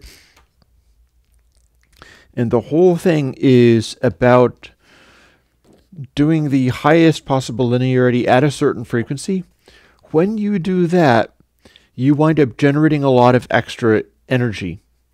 And in fact, that's one of the things that is characteristic of a lot of noise shaping behaviors. Like POWR does this, Mbit Plus that Isotope uses. If I remember correctly, that is one of the highest energy noise shapers I've ever seen. An early version of it called Megabit Max that I think Alexei Lukin personally came up with. I seem to remember that he was responsible for some of this cleverness. He did a super high energy noise shaper, and it did extremely high fidelity in certain frequency ranges. And then it threw a bunch of energy into the super highs. So that is the kind of stuff where if you're doing further processing downstream, you might wind up with the fidelity that you gained from the really fancy, complicated noise shaping being messed up. It can start to break and sound kind of screwy and wrong if you're further processing. It's output format only. My noise shaping has always been a lot simpler than that. By the same token, my noise shaping has also been a lot less effective than that, which is one of the reasons I ditched it with the floating point. And that's one of the reasons why a lot of the dithers that aren't like, the dither me timbers and all that kind of stuff. The Studio Tan plugin is my best fixed point dithers to this date. But I got most of my mileage out of the Benford realness stuff, and the noise shaping involved in that is very limited. And it's very minimal, so it just doesn't throw nearly as much energy as more sophisticated noise shapers. As far as auto blanking, that's kind of almost more the denormalization stuff. My plugins these days tend to use what I call an air mode denormalization, where it produces a faint little noise behavior, which I could actually steal from the floating point dither technically. So maybe I can, yeah. That might be. I can optimize stuff that way. That'd be cool. But let's see now. Auto blanking would be taking the dither and making it go to 0. And typically, I'm not really worried about doing that, because if you have stuff that's nearly 0, it'll start sputtering. It'll start like flicking on and off, and that's obnoxious. So we don't necessarily want auto blanking. So let's see. DIY, I'm going to have to skip around a bit. ULAW and analog equipment will blow your tweeters or subs if you're not careful. Pretty much. Yeah, if you use low volume, if you're doing crazy things with plugins, it's just the general advice. There's all kinds of plugins that'll produce pathological outputs and weird stuff. There is hardware that'll produce pathological outputs. If you clip a TL072 op amp, you can have it go through the power supply rail to the opposite power supply rail. That's as bad as anything you could get in digital. Lindahl transformers. Bowden Arias is linked to high-quality transformers. The ones that I was showing you, these are not high-quality transformers. They're telephone coupling transformers, and they're affordable. High-quality transformers give you more resolution. Low-quality transformers are more like band passes, so they will give you less low frequencies, they will give you less high frequencies. The more you spend on transformers, the wider range they are. But if you're using them to control audio, you don't necessarily want wider range. You might be doing them for audio purposes, like this one, for instance, telephone coupling transformer. You could use this in audio. It will produce a characteristic sound. It'll probably, the core might saturate earlier than the Lindahl transformers, being a different material, like a simple steel core rather than some kind of fancy thing. The linearity of it is going to be about the same because it's the coil of wire around a chunk of steel. And you can't really get a transformer that is going to produce like gritty audio or discontinuous things. It's all going to act like inductance. It's all going to act like high frequency roll off, and it'll only let a certain amount of low frequencies through. The thing to bear in mind as far as low frequencies in particular is size. So this is a fairly large coupling transformer.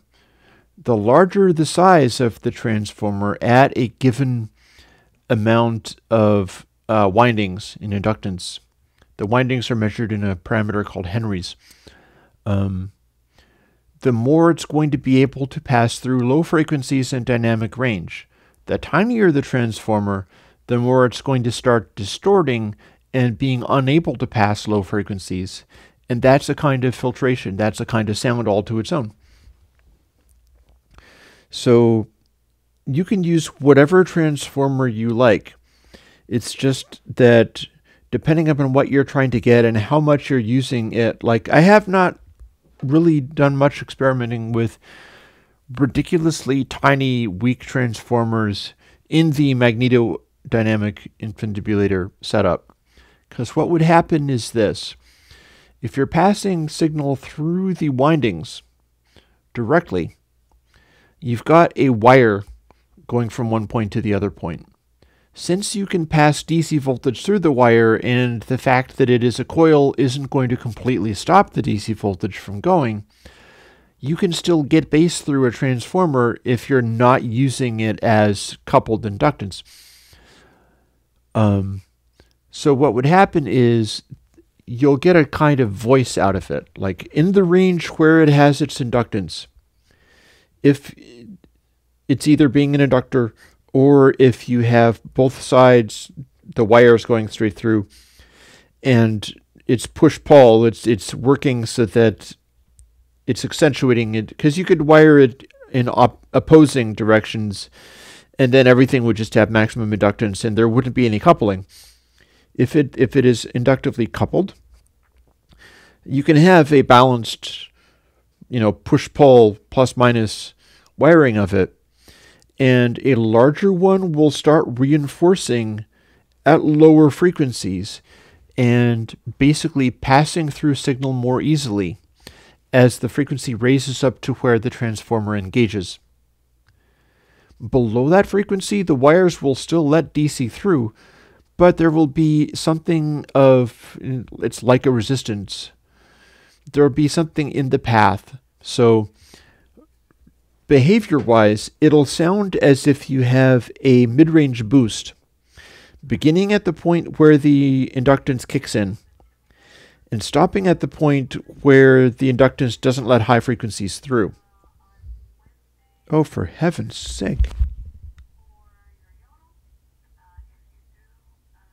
Hang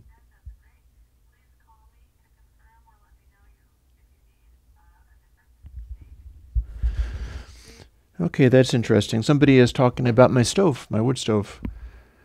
I don't know whether that is a salesperson or not, but I'll check on them later. But that is a real human being who has apparently got enough of a connection with me that they know what brand of wood stove I use.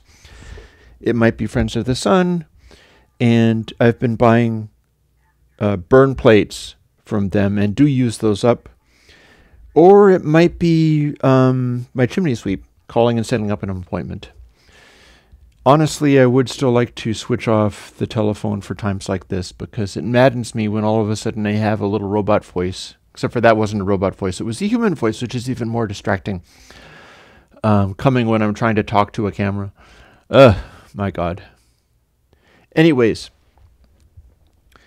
using a transformer in this infundibulator way, you would get a mid-range boost. You would get a ability to pass the mid-range energy through. Below a certain point, you're still going to get bass, but it'll be somewhat restricted. And above a certain point, you're not going to get highs because they'll be completely restricted. That means if you're using a tiny, tiny transformer that can't let any bass through, if you were using something that was very micro-miniaturized, it would just kill the sound. You'd get only upper mid-ranges through, and you wouldn't get any bass, and it would be kind of lame. But if you wired it with the straight through, like the infundibulator wiring is, then that would be another tonal coloration, and it would just voice the entire range of the effect up in pitch and change the voice of the effect. So that could be something useful for further design. Now I need to keep skipping around. Bo says, Scavenger broken SM57. Yes, SM57 is a good example of an incredibly tiny transformer that works well as far as how it's voiced. It's not an expensive transformer. I'd love to find a source for being able to buy stuff like that. Buy a bunch of like SM57 transformers. That'd be kind of cool because I could find ways of using stuff like that. But a 57 transformer is one of your really, really tiny ones. This is much larger. And a 57 transformer is going to not want to pass much in the way of bass, which is characteristic of the microphone itself. And it's also going to cut off the highs, but since it's so tiny, it'll let through more highs than... well, the number of windings relates to whether it'll let through more highs or not. It could be overwound and just use extremely tiny wire. And cheap knockoff microphones don't necessarily have transformers in them. Don't get cheap knockoff SM57s in the belief that they're going to come with the transformer, because they probably won't. Let me skip around.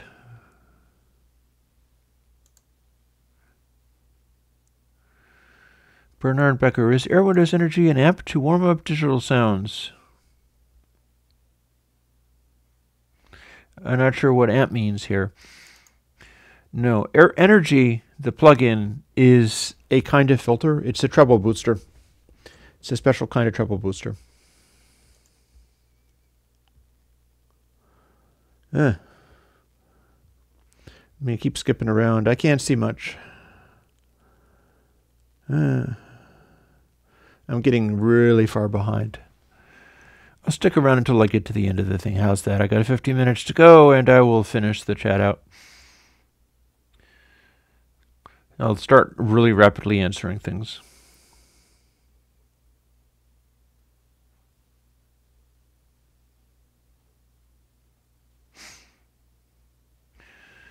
Yep. I like this also, Prince. I like the way you talk because some things do indeed degrade it in a way the human ear likes. I agree with that 100%.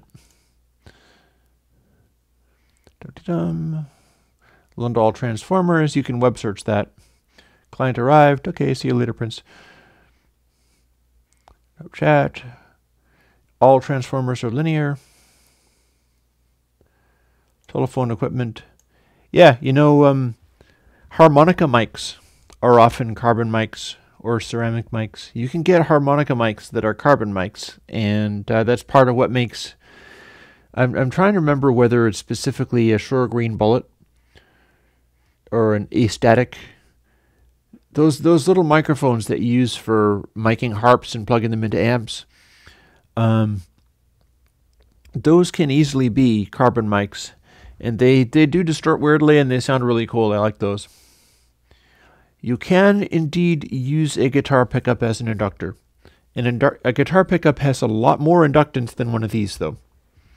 And the guitar pickup is going, depending upon what you've got in there, it might have magnets that you don't technically need. And it's going to have so much inductance that it's just going to flatten anything going through it. A guitar pickup is a very, very huge inductor. The magnet is, in fact, a core of some kind. It's just that you don't need it to be magnetized if it's going to be a transformer or an inductor. But it would work right out of the box. Like, the fact that it has a magnet won't stop it from working. Dithering question. Which least significant bits get randomized by a fixed point dither? The least significant ones. Simple question, simple answer. When you do a fixed point dither, what you're doing is adding specific amounts of noise. Let's say here is silence, here is your least significant bits. You're adding noise. Only then do you truncate to these amounts. So the least significant bits are what you get afterwards.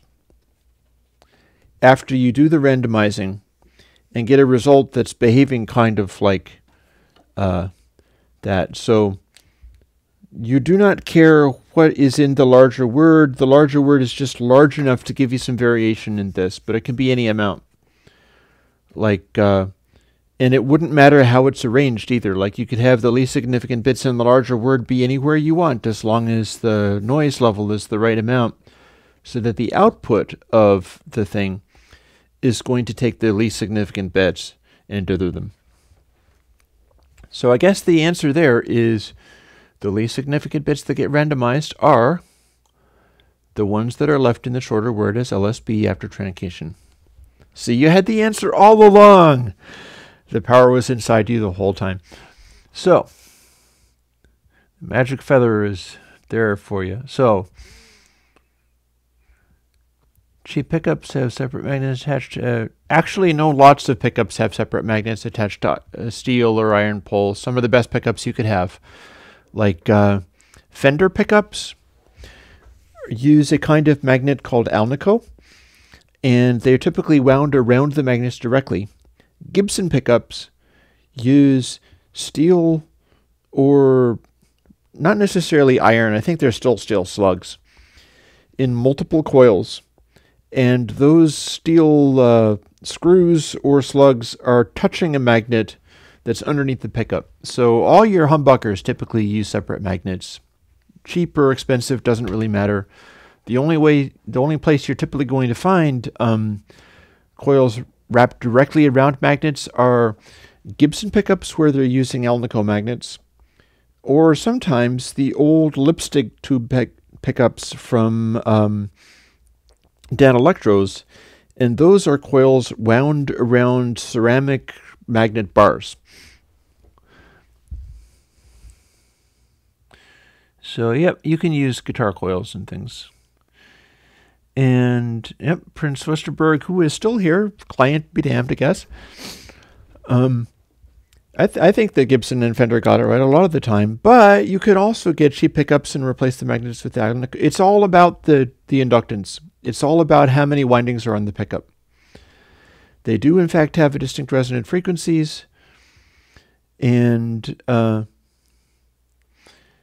the inductors is how many windings you've got, and there's also a lot to do with, like, I've got a guitar sitting over here. That yellow one is a garbage pile Telecaster with a bunch of really busted up parts. I don't know where they got that body.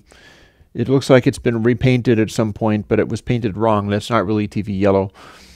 And actually, TV yellow is Gibson. It's not really fender yellow. And the neck is all mangled and stuff. And the pickups are garbagey old pickups, and the panel there is rusted and bad. And it also sounds phenomenal. And there's a reason for that. Those pickups are intensely microphonic. And what that means is you can have a pickup where you're going into the pickup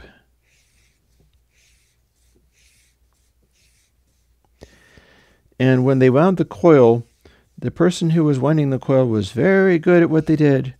So they wound it very evenly. And it's a nice, well-arranged coil where all the lines line up very neatly.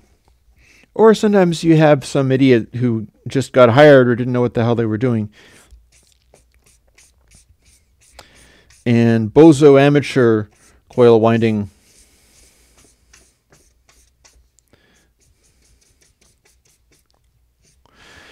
makes coils that kind of look like that, and they're just garbage pile coils. Like, I've wound coils, and that's sometimes what you get. Instead of the very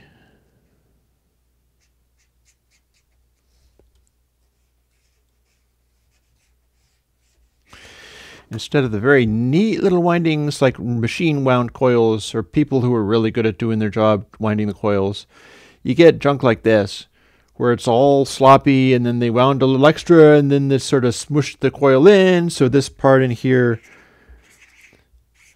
got sort of mangled up and became a big mess. And what happens with these coils is twofold. Two things happen here. One of them is that there's a lot of airspace inside the coil, that the coil is so sloppily wound that there's these big air gaps in here. Two, big air gaps in there means that when sound waveforms come through and touch the coil, they can move these windings. And when they move these windings, that makes a physical sound and runs electricity through the coil, which means that these feed back. They're called microphonic. Also, if the guitar itself vibrates, that can move the pickup relative to the coil, and that also produces a sound, and that also is microphonic. So there are multiple ways where these just squeal and feed back, and if you like bang the body of the guitar, you can hear a clanking noise coming through the guitar. And it's just microphonic as anything. It's not just picking up the waveforms from the magnetic pole, it's also picking up all this horrible vibration, and it feeds back, and it's like yucky and ill-behaved and stuff, whereas these are extremely well-behaved. But there's a catch. These also have much lower capacitance because an air gap produces very high capacitance, and having all the wires very neatly leaning against each other and very tightly packed is higher capacitance. If you have lower capacitance, more high frequencies are getting through. So having two different kinds of coils, the ones that are incredibly well behaved are like your boring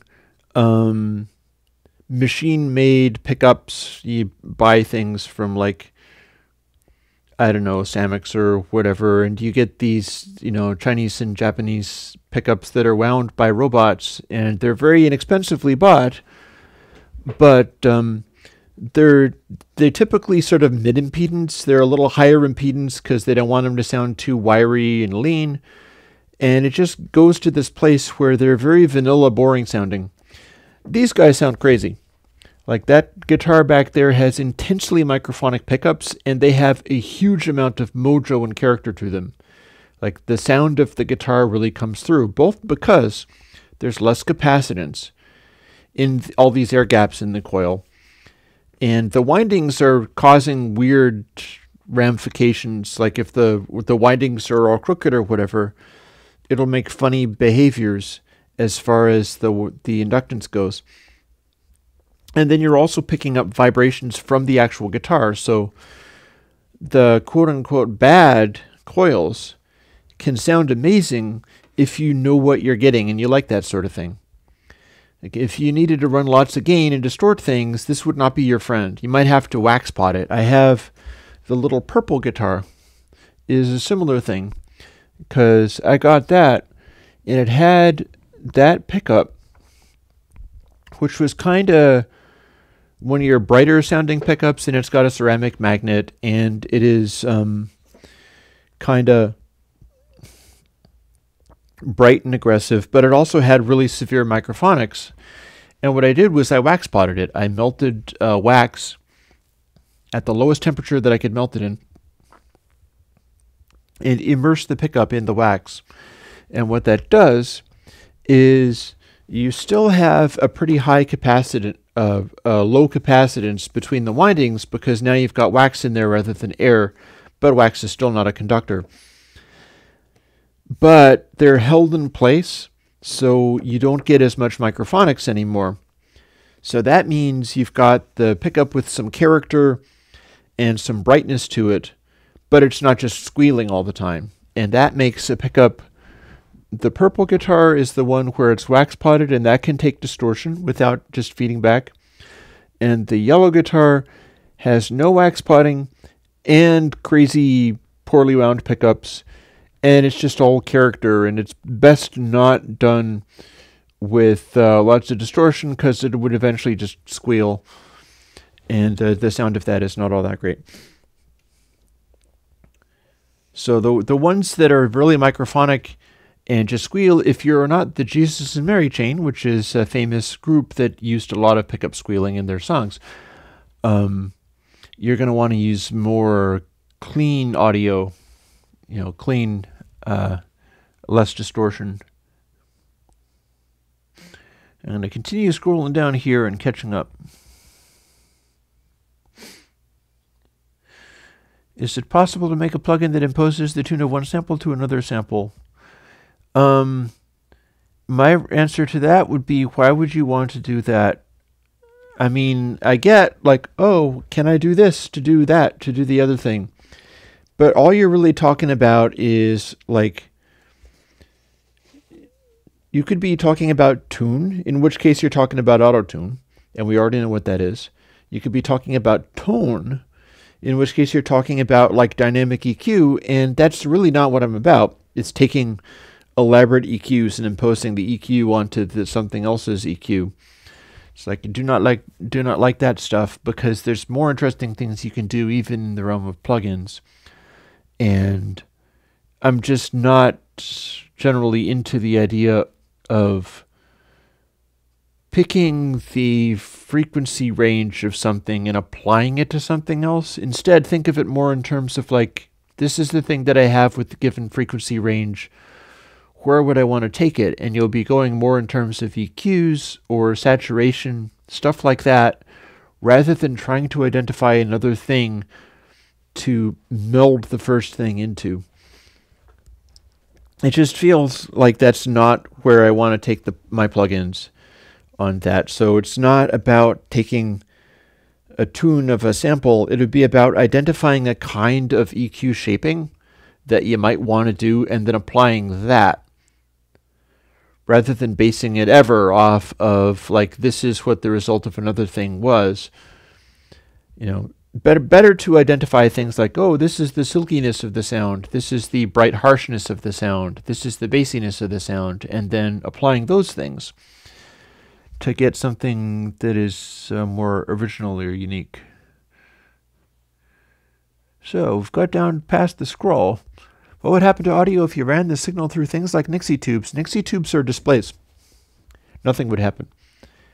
Nixie tubes means a tube where you can light up numbers or letters or things in them. So the fact that those can light up doesn't make them have a sound. The Nixie tubes are strictly a display thing. Sure, harmonica mic, yep, blues rock vocals, or indeed harmonicas. I have an oldie static, and right now it's not in working condition, and I'm not really quite sure what went wrong with it. I hope I can fix it, or at least replace it, or some combination of that. Because if I had my my harmonica mic, I'd be running it into the system there, I'd be running it into the modular because it would be a fun way of getting that stuff in. Now, is there an Air Windows amplifier? No, not really. Yeah, keep an eye on eBay for X broadcast gear. Yep, good advice. No, nor should there necessarily be, because there's nothing in an amplifier that isn't taken care of by other stages. Stages of distortion, stages of tone shaping, things like that.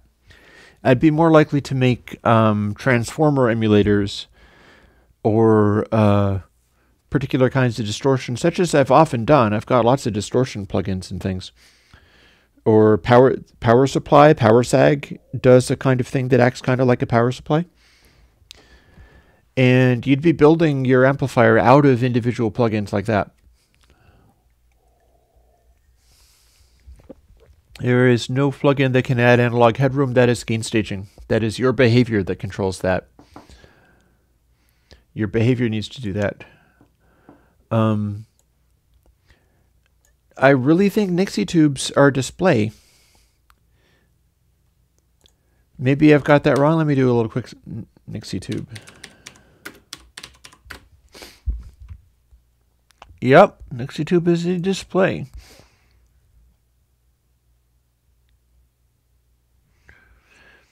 So if you made a preamp using Nixie tubes, those are just cathodes. You're not actually doing anything else with them. You could use it to show what the settings of the amplifier were, I suppose. No, I see nothing to suggest that it has tube effects on it. So the Nixies are specifically the display ones. You're thinking of something else. Scatter wound coils. Yep, absolutely agree.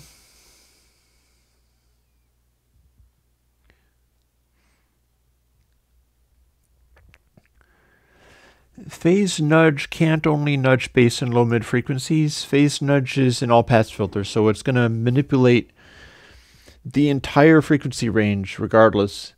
And it's a matter of, like, you know, we'll see what I do as far as extending that technology and doing more interesting things with all passes.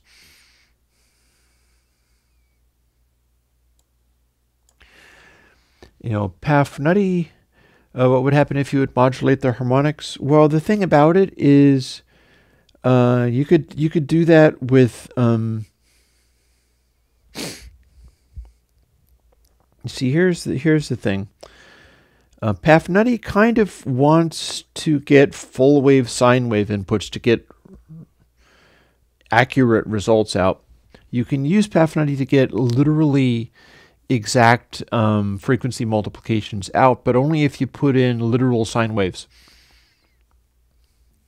If you'd modulate the harmonics, what you'd be doing is getting the output and just amplitude modulating it. So there's a potential synthesizery effect.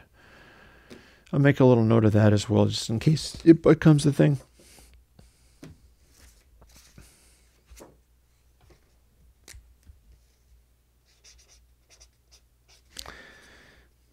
Because sure enough, Paf Nutty has its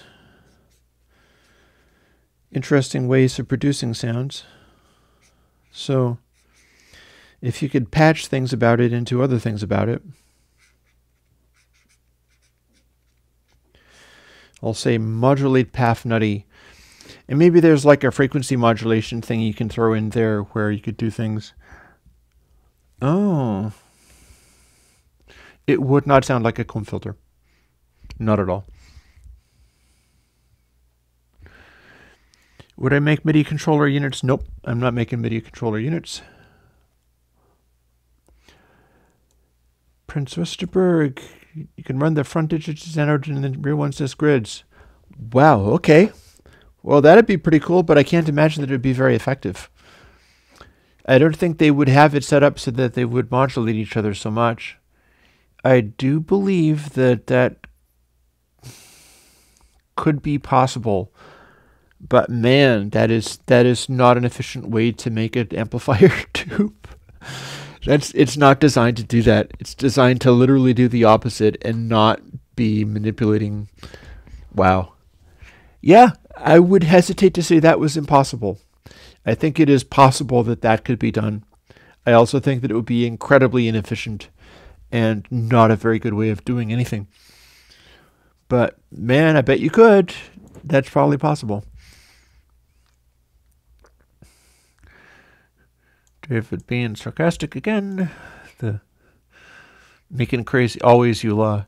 Would David have you ever heard of what's the name of that musician?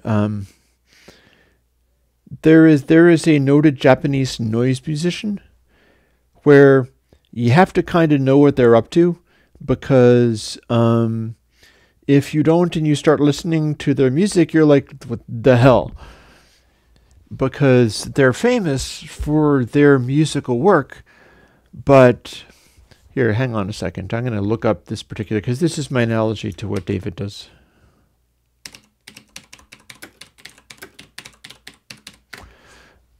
It's going to be like one of my first, well, maybe not.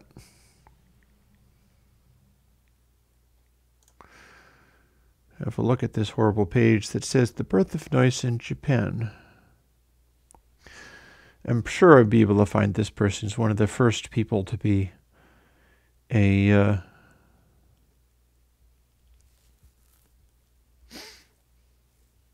famous noise musician. Yep.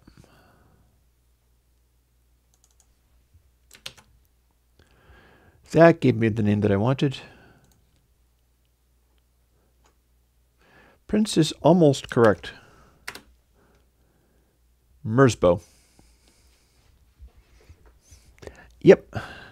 So that's where David is coming from. Like, if EULAW is a boon to anybody who's trying to do Merzbow, and no, it's Japanese.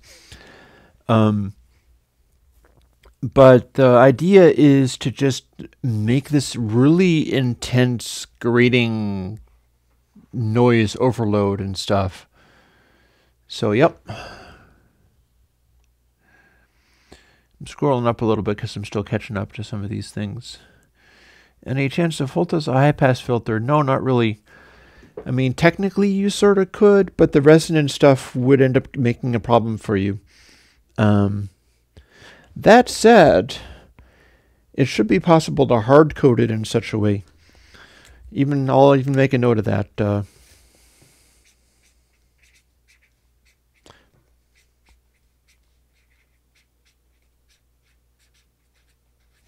Hold high pass. Because that's the thing. It should be possible to do that sort of thing where you would be having an effective high pass filter, and maybe it would be good. However, as soon as you start getting into the resonance issues, it'll start going to crap because it'll be terrible. It's too uncontrollable to be a well-behaved high pass. For a really good high pass, you have to be able to exactly control the amplitude of the low frequency stuff that you're subtracting. But yeah, there's something, I'm sure there's something in there that could be done.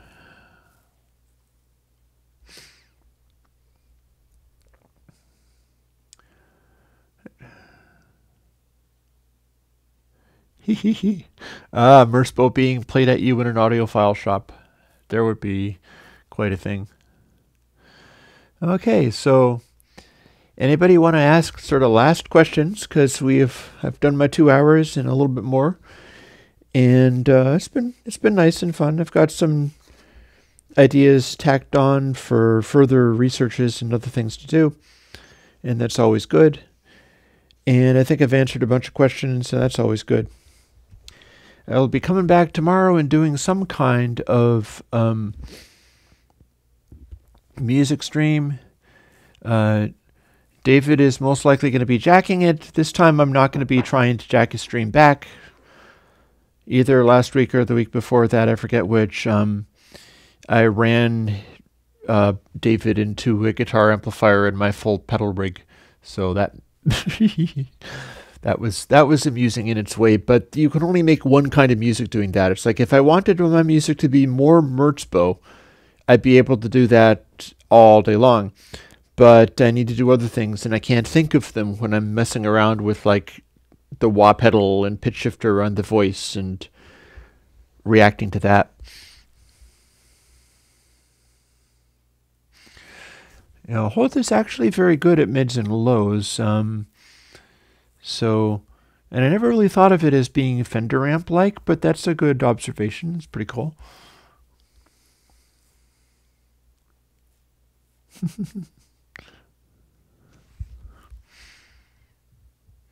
I missed Prince's comment before it went away. Whatever. A final question, perhaps. Yep. Well, you're quite welcome, Morphe. And the thing is, it's just like, I try really hard to be kind because I've had a bit of a rough ride all my life, and I know there's a lot of other people who are, and there's a lot of people who are, you know, broke and hungry and cold and have no food or money, and I'm like that most of the time. So, it's like being kind is just generally good. And often when people get really upset or cranky, it's because they've got stuff going on as well. And being kind doesn't mean I'm going to go around agreeing with everybody, but it means that it's not my job to make them submit and agree with me. And we'll just get by as well as I can. And when I make new plugins, like the new Purist Squish version that came out, where in that very long video that I made, I discovered that it had behaviors that count as artifacts and that might not necessarily be great. I sort of called that out, and I was like, okay, if you're going to find fault with this, here is the initial fault. Here is the problem that you will have. Go and explore with it and find out. I was also talking about how, like, oh, when you're giving it musical signals, it doesn't do anything. That's not really quite true, I don't think. I think that artifact was still coming in a little bit, but the thing to remember about weird artifacts in digital processors is that they're also giving you part of the sound of the thing. And as a result, part of the sound of Pure Squish being Pure Squish is the way that artifact interacts with it. And you'll either like what it does in a given signal or not. And if you don't like what it does in a given signal, then use something else. So, oh God, and you know something? I did not even show one of my projects, the Sacred Briefcase, the Frank Zappa song, Billy the Mountain. And when the phone rang in the secret briefcase, a strong masculine hand with a deadly restraint which Raj grabbed it. I missed a line.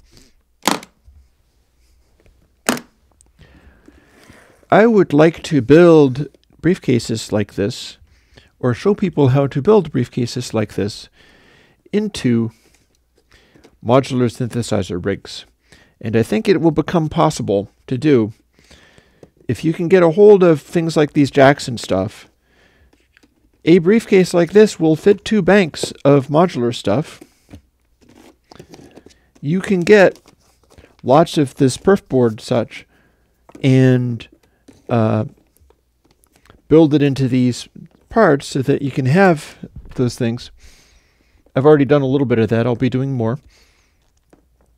You can get the rack rails such as are in my Pittsburgh structure case. You can buy those rack rails at Mouser. A company sells them. I know where to get them. And if you did that, you could have the briefcase sitting down like this with your bank of things, and then this is a small flat area, and you could build circuitry onto perf board like this and just sort of bolt it down to the bottom there. So this would be sort of like your circuit area. You wouldn't have the full depth of a entire Eurorack module, but you could still put stuff here. So you'd have, I think I worked out secret briefcase, 2 banks in base, roughly 2 in lid, but they can't be this deep. Circuitry with no jacks, or you could have the jacks pointed this way so that you could fit them.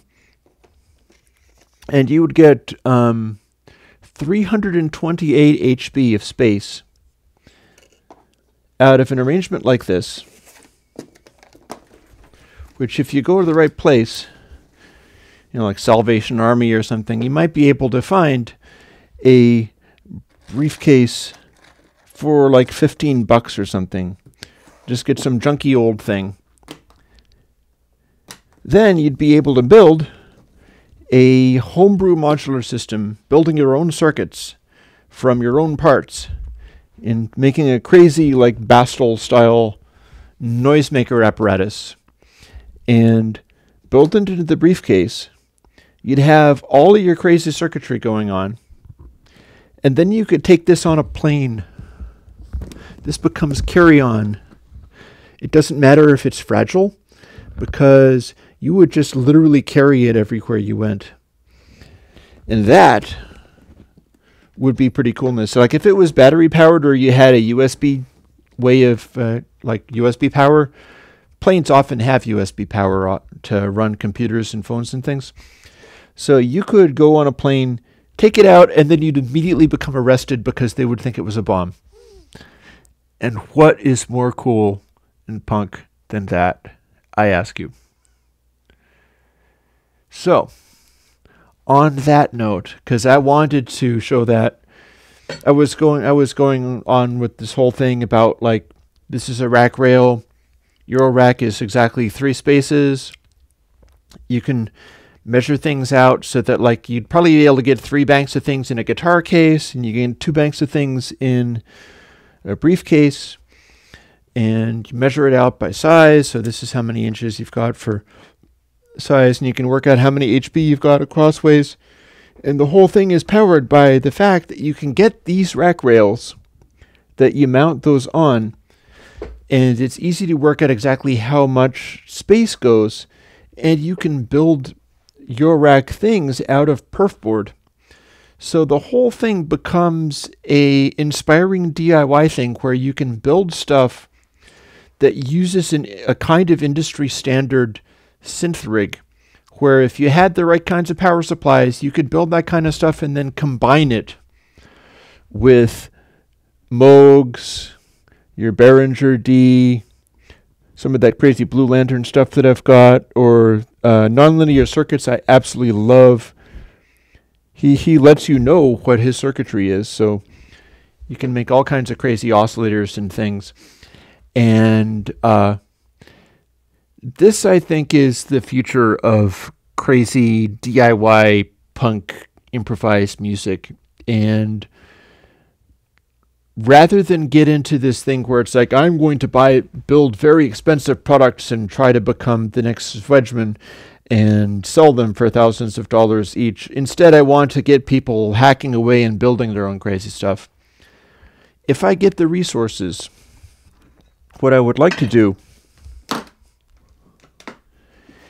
is be able to buy this kind of stuff in bulk and just spend money. Like I've already done that to some extent. I think this is over $100 worth of perf board. When I decided to get set up with this, I was not messing around. I'm going to be making mixing boards and things out of it. And I'm dead serious about pursuing this. But if I was able to get 10 or 100 times as much of that by investing large quantities of money and then reselling it to just whoever was willing to buy it pretty much at cost, or I could be like, I'll do it at cost and please join my Patreon, or I'll do it at cost if you join my Patreon.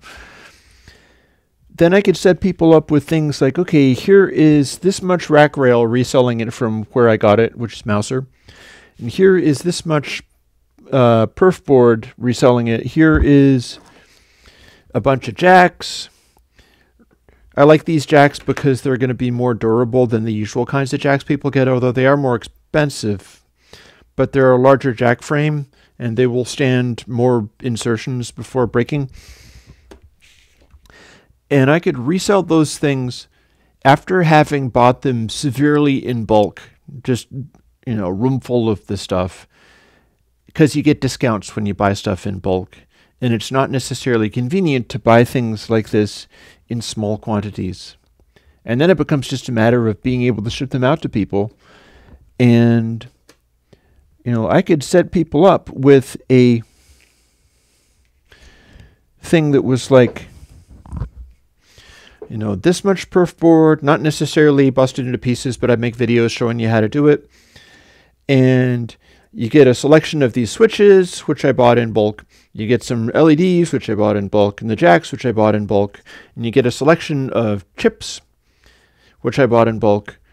And it only costs you $26 to get 100 of these chips, but there's got to be like 20 different kinds that you could use. And how cool would it be if you were able to buy like a kit to start hacking around with this stuff, where you got a bunch of jacks, you got a bunch of perf board, you got these little headers, which you plug the Eurorack things into, and you got a selection of the chips that you could use. To my mind, that would be super cool, and it would make me happy to be doing that, and it would probably not keep me too busy, because I don't think there's that many people who would be doing it, but I would still be game for giving it a try. It's the kind of thing where it's like, if you want to do the like stereotyped Silicon Valley thing of make the world a better place, then you set up some kind of thing like that where it's not necessarily going to make you a wealthy person. Far from it if you're selling everything at cost. But in a sense, you can be a spiritually wealthy person because you've done something very often awesome and made a lot of people very happy by working out some of these things. And I would be including stuff like, you know, these measurements that I've made. Here's a 22 HP panel. Here is an 18 HP panel. The positions of the little holes in the corners are designed to work with Doepfer things, so they should line up with stuff. 14, 11. I could print these out on paper, showing people where to break the perf board, and then if you've got the perf board, all you got to do is sort of transfer it to the paper and come up with a way of drilling holes, which is a little trickier. I'm using a drill press, but it should be possible to do, and the whole point is making it more approachable rather than starting from nothing and being like, where do I even begin? You know, these have a little hole, but exactly where do I put the hole in order to fit in with these? I could tell you how. I could tell you where to drill the holes for these. I could tell you how to make it so that you put this thing together, you take a drill bit and widen certain holes and stuff, and you wind up with the thing like this, where it's a little solid unit. This would be like a mult. And I could show you where to drill the holes in this one, where to drill the mounting holes so that it fits on people's racks. This is the right width for this so that there's enough left over that it can go into racks properly. And yeah. And one of the things about that, Tony, is the stuff that I do that is along the lines of PDFs or whatever, I don't have to sell. I can give that stuff away because it's digital and it can be reproduced forever. It becomes a question of, can I do that so aggressively that people are like, oh my God, and they join my Patreon? Because I keep having to scale it up. I keep having to come up with stuff to scale up. So yeah, so I am calm down, David Pixley. We don't need to hear about this anymore. Anyways, I got pumped up about that. I'm not getting pumped up about your bum, but I'm getting pumped up about this because this is one of the things I was going to talk about. And indeed, I will be making this cool thing, although I don't know whether it's going to be a techno system or whether it's going to be more like a crazy noise system, because this is the kind of thing where half of the fun of it would be to make a secret briefcase that you'd plug it in and make the most heinous noise music you could imagine. And that would be great. But it would also be great to do one where you could have it acting like my modular rig and making a techno house music thing, where it's like the thumping and, you know, make some of these Blue Lantern mini shimmeries, which is a hi-hat style generator. Just a bunch of stuff like that, so that you could have a house music style thing also coming off of just raw circuit boards in a briefcase. And if you build it using the Eurorack rails and stuff, you could switch back and forth between them at will. So that's exciting. That's something that I really want to eagerly pursue, and if I get an opportunity to jump forwards with it, I will. Right now, it's not. I had to spend like $500 on fuel oil and another 400 or so on firewood, so I am stuck as far as being able to invest more in this kind of stuff at the moment. But time will come again where I'm able to do that. I think I'm going to 1:30, I guess, because the final questions, and because I got all caught up in talking about this. Is my PayPal working again? It never stopped working. That's just a thing.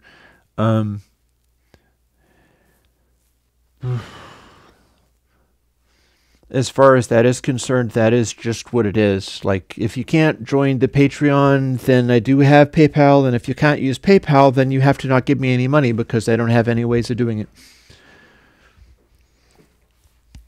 The PayPal is a thing at airwindows.com. I suppose I could put that on the AirWindows site as long as I spelled it out specifically. Like, this is not for buying things that I haven't released yet. This is for just donating stuff.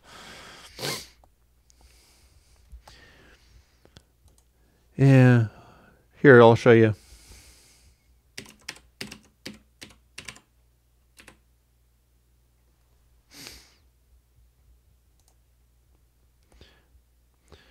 So what you would do if you wanted to PayPal stuff to me was I'll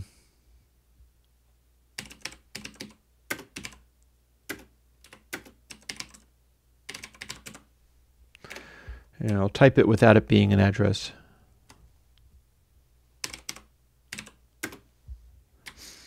Make this into an address, except for you don't have to because, it's still trying to make it a little bit.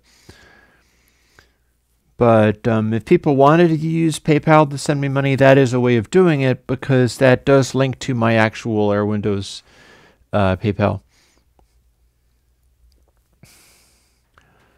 Yeah, Patreon is a thing where it's like all of the payment processing things where people are like trying to set up subscription plans, except for that it's entirely voluntary and you can switch it off anytime you want to without getting punished for it. So I set it up like that on purpose, but it is a useful thing because what the difference between PayPal and something like Patreon is Patreon is set up to just only like bill you like $1 a month or something. So you have to have a credit card, but it's billing you small amounts a month, which makes it easier to spread it out over a long period of time. And when lots of people are doing that, that means that my income becomes more regular and predictable, which it never was before. So it's a lot more helpful having it be that way. I swear by it. If there was no kind of Patreon, somebody would have to invent it. Oh, wait, somebody did. And they call it Patreon. That's what it is. So before I literally stream an hour longer, what I'm going to do is say, let's check the streaming. Oh, and internal server error is still happening with the live streaming instruction thing, whatever.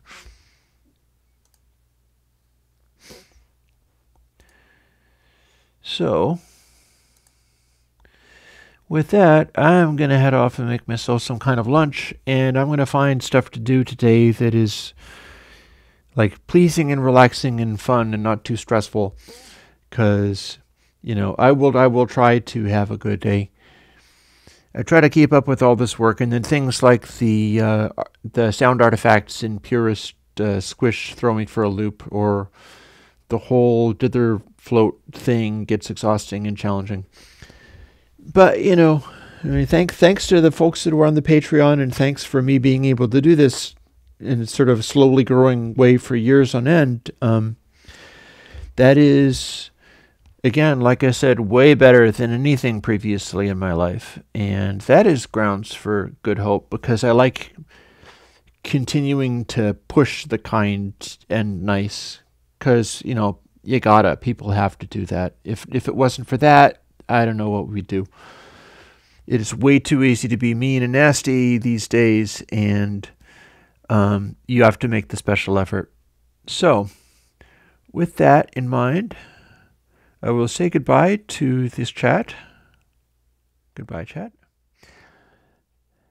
And I'll talk to you guys again next week. And we'll talk about, I'll probably put on the Patreon a goal that is specifically for getting into that 100 hits music analysis thing, because I could do it. It's a way that I could do it. And I'll introduce that as another day of streaming. So I can add a whole other 2 hours in some other day, and we'll see where that goes. But for now, I'll talk to you later.